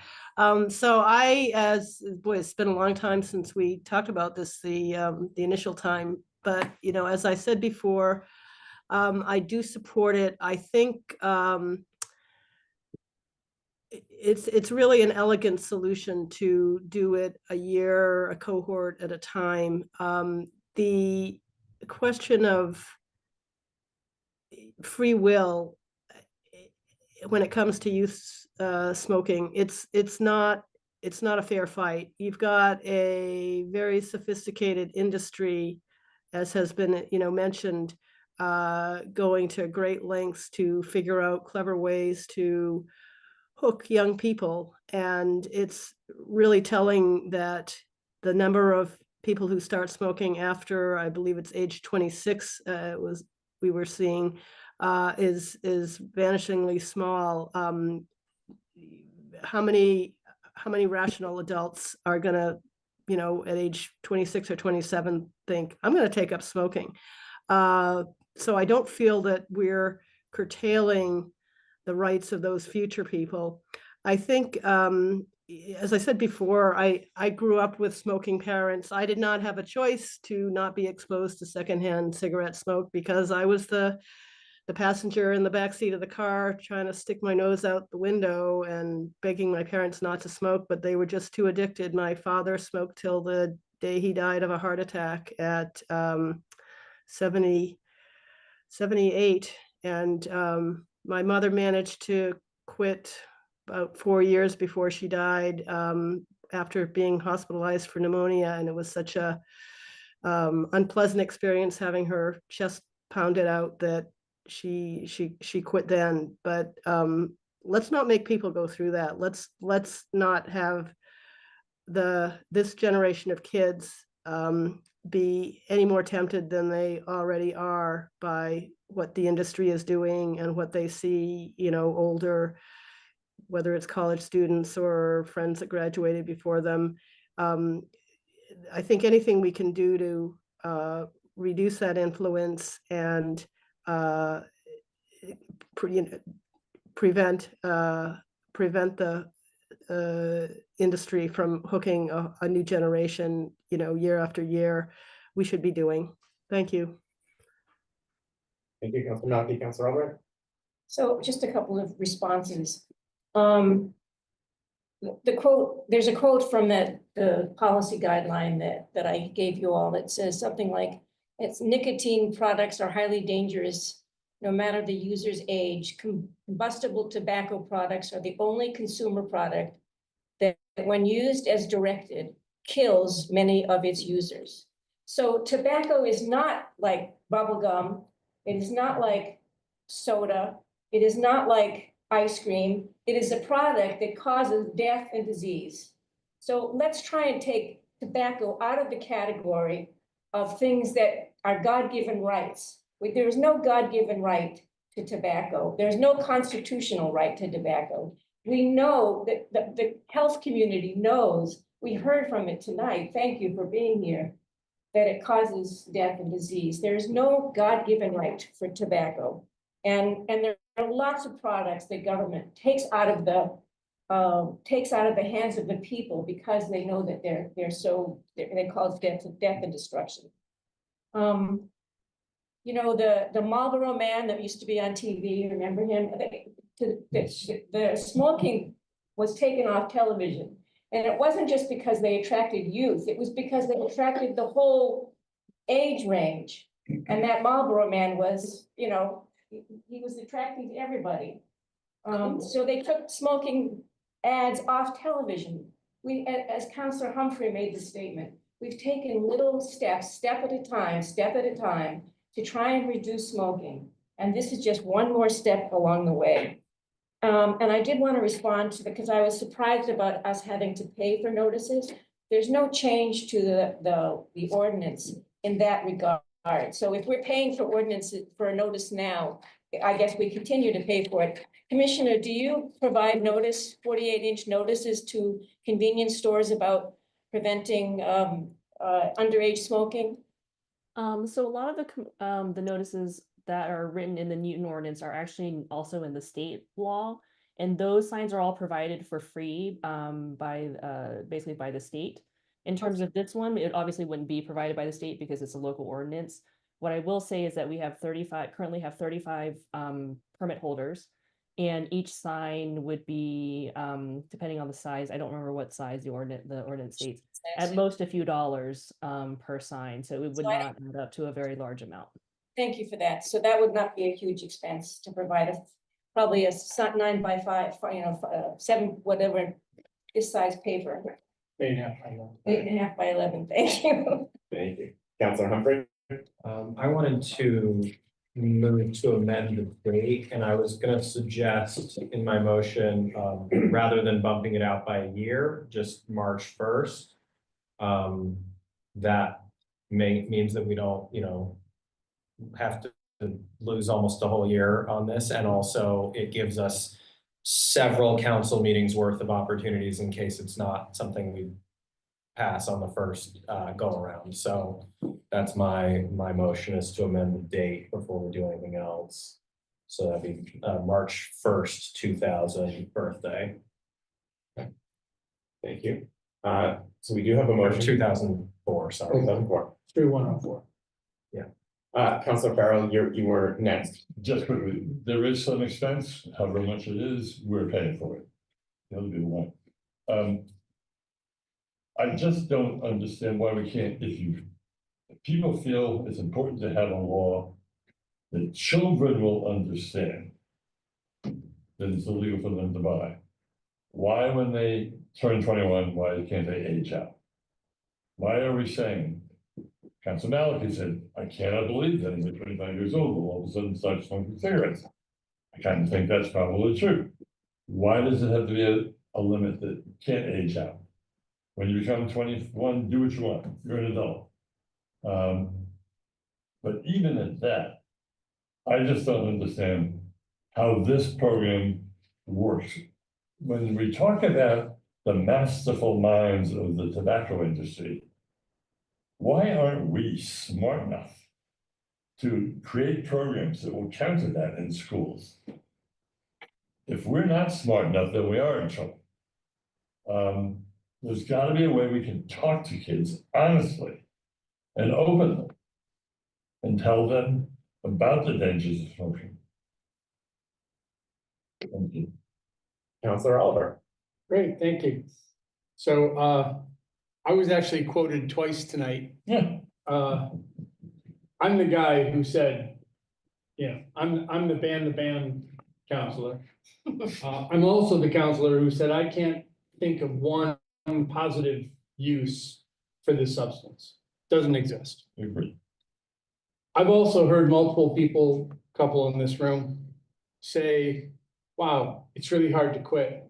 You gotta quit. You gotta, don't quit quitting. All of those statements lead me to believe the best thing to do is to never start.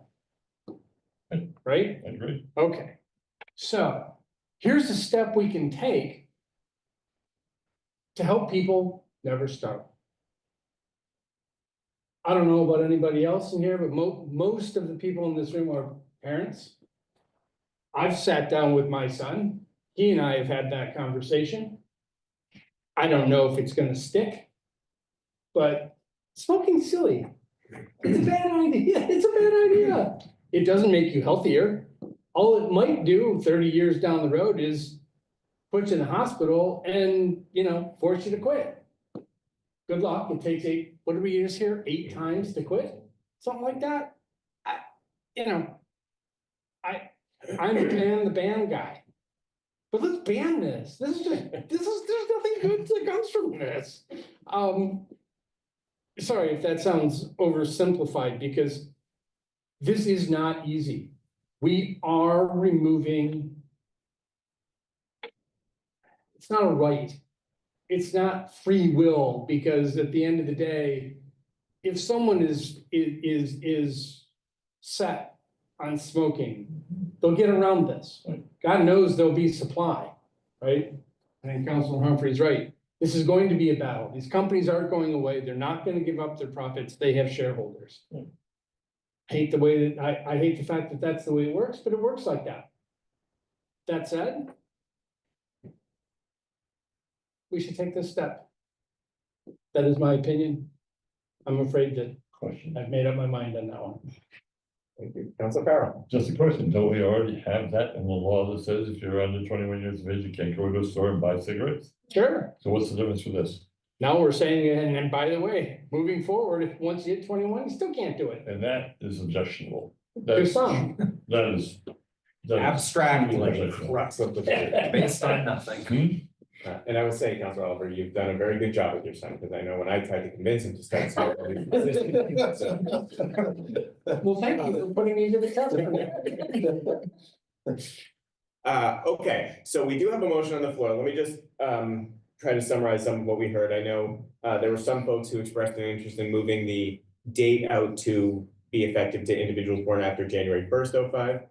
Councilor Humphrey's motion, active motion on the floor, is to amend the date that had earlier been agreed upon, I think, by the committee, to birthdays from 1/1/2004 to 3/1/2004. I think Councilor Mickley didn't motion, but proposed, instead of a lifetime ban on people after a certain birthday, just increasing the age, so that individuals who hadn't attained the age of 25 or 26 could not purchase until they attain that age in the city of Newton. All those are sort of on the table. We have one motion on the floor, which I'll take up first. After we deal with that, then there will be other motions that we can entertain, such as approve, reject. Please state the motion for me, please. 100%. Thank you. So Councilor Humphrey has moved to amend the item to apply to individuals born on or after March 1st, 2004. So individuals born on or after March 1st, 2004 would never be able to purchase tobacco in the city of Newton. All right, fairly? Okay. Councilor Lucas.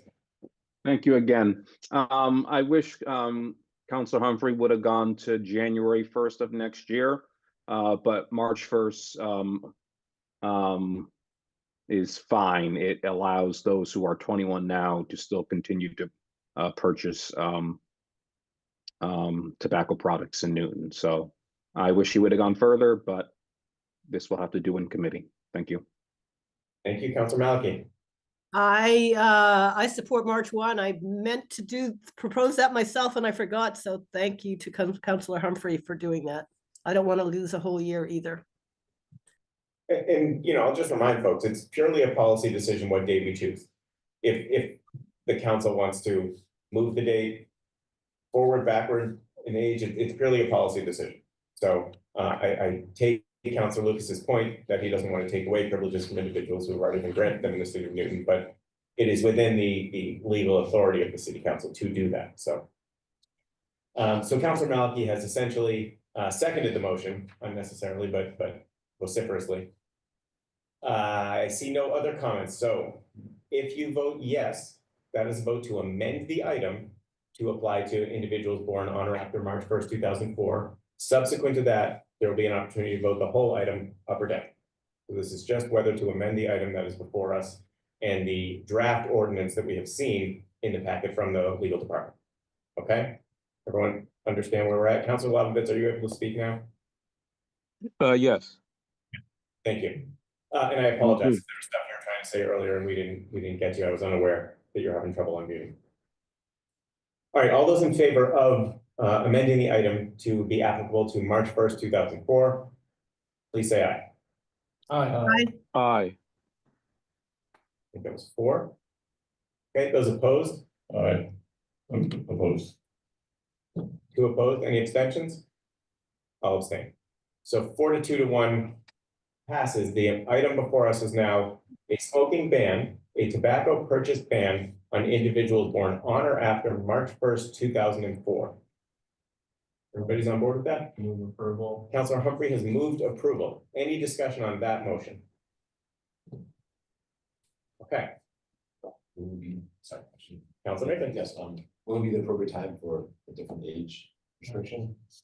Well, if the item doesn't pass right now, it's still before us. And we can. Okay.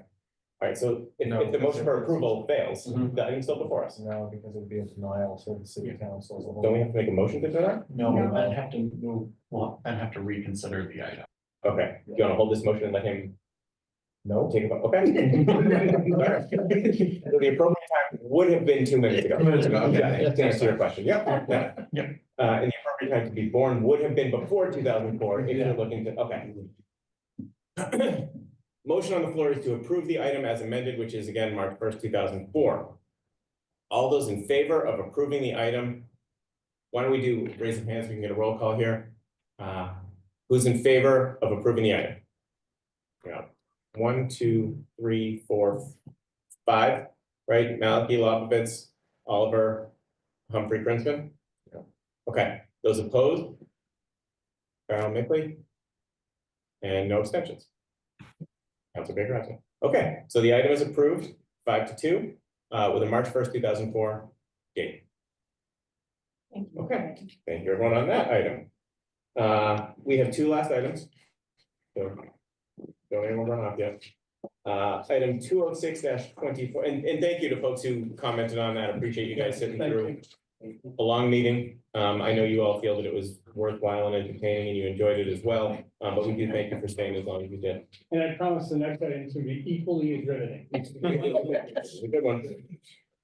All right, item 206-24, this is Councilors Princeton and Laredo requesting a complete review and appropriate changes to the rules of the city council. I believe we were going to get an update on the subcommittee process from Councilor Oliver, who is heading that subcommittee.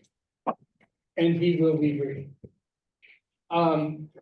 So as the item states in the packet, there are somewhere around a dozen separate conversations happening for the rules. We've taken up roughly half of them so far. The results are listed. The subcommittee results are listed in the packet. There are 6 items, several of which I think are significant, that are either under discussion or that we started a conversation around, several that we haven't touched. I really do want to invite not only everyone on the committee, but all the counselors left on the phone tonight, which is very few. Both. Yeah, both. 3 of them, 3 of them. Because I do believe we have a couple of substantive issues to discuss. One of which is when a special permit is requested that has a zoning change attached. There is a question as to whether or not those should be split. Today, they're both sent to land use. The question is, should the zone change go to ZAP? And the special permit, the project item, go to land use? I really, that's 3, really, want everybody to chime in on that as early as possible. Because I do have 2 dates that we're trying to hit. And I'm gonna be looking at our clerk to make sure I'm not lying here. But we're targeting having these, the recommendations from the subcommittee through programs and services in June. So that we don't have to worry about this over the summer. You're welcome. And then we have to get to the full city council for approval. And I'm targeting early October, so that there's an opportunity for the entire council to comment, we can make revisions, there's time. Because this whatever amendments we're going to make have to be approved before the end of the term. Those are my only comments that I have written down. Happy to entertain any other questions. It looks like Councilor Lobovitz has either a question or a comment. Councilor Lobovitz? Yes, can you just tell us again, the venue by which we can weigh in on this? And sometimes when there's a particularly controversial or issue, in my brief experience, we brought it to a chairs meeting before the full city council so that everybody can be there and weigh in on the issue and hear what other people have to say. I don't know if that's a good venue to bring up an issue, like the zoning issue or something, or another issue that's similarly very difficult and more controversial. Or can people attend the committee meetings? And I'm just not aware of when those are, and that could just be my own, you know, inadequate effort to to ask about that. So. Thank you. Yeah, I'm happy to respond. So what we're planning on doing for at least the next 3 months, Jan, Feb, March, is we're planning on holding the subcommittee's meeting prior to 7 o'clock, so that everyone can make their PE meeting. So from 6 to 7, I believe we're gonna target a mixture of hybrid and in-person. True, false? We will look at the schedule with programming Okay. services and coincide with that. Okay. So what we're trying to do is hold the meetings between 6 and 7 Wednesdays, so that it does not conflict with other city council responsibilities. So would that be before every programs and services meeting, just to make it simple? No, it'll end up being one meeting a month unless we get into some really unless it's taking a long time, because I really do want to get through the remaining items. Then what we're doing is these are all posted in the packet, Okay. right? And I am trying to get notices out as soon as we know what the date is going to be or the next meeting is. I'm Okay. trying to not only post those dates, but as you saw today in your email, I'm actually poking certain city councilors who have items that we hope to take up. Okay. Like some of these ideas or these questions have been posed by specific councilors. I'm inviting them to kind of shepherd that part of the conversation. Okay. Thank you. Sure, anytime. Councilor Farrell. So if we have, thank you, Chair, if we have thoughts, suggestions, otherwise we can just write to you. Or can we participate, or I mean, I don't want to. Of course, yeah, and these are all, just like any city Okay. council, yeah, these are open. Okay. They're actually open to the public. So. Who knew? Well, Right. I did, I guess.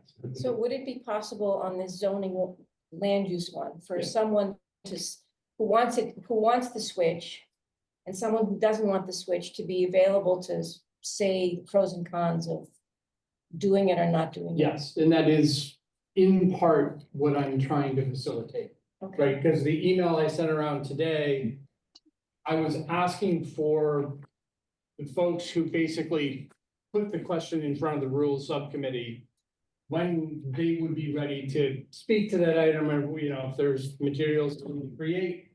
And in some cases, in particular, the, splitting of a land use item with the a zoning change. I know that there are some who don't want it to change. So I know who to call for that. And I want to make sure that the proponents are equally as prepared, and whatever needs to get in the packet does. Thank you. Yep, will do. I think it's one of the councilors. Susan's there. Yeah, Michael. Yeah. Okay, sorry, I was gonna rifle through your pockets looking for a name. Sorry. I like this guy already. Yeah. All right. It's my fault. I was like, is that your fault? Or any spare change. There's some Don trees in there. Oh, so I'm sorry, those are bad for you. That's good. Can I just ask one quick question? One second, we're just about to wrap up. So I think we're done with this, right? Yeah. No other questions, we can move hold on this item. Yes. I'm happy to move hold on 149, I'm sorry, 206-24. All those in favor of hold, please say aye. Aye. Any opposed? Okay, it's unanimous. Any abstentions? Okay. Last item is 472-24, the reappointment of Rhiannon Esposito to the Youth Commission. Move approval.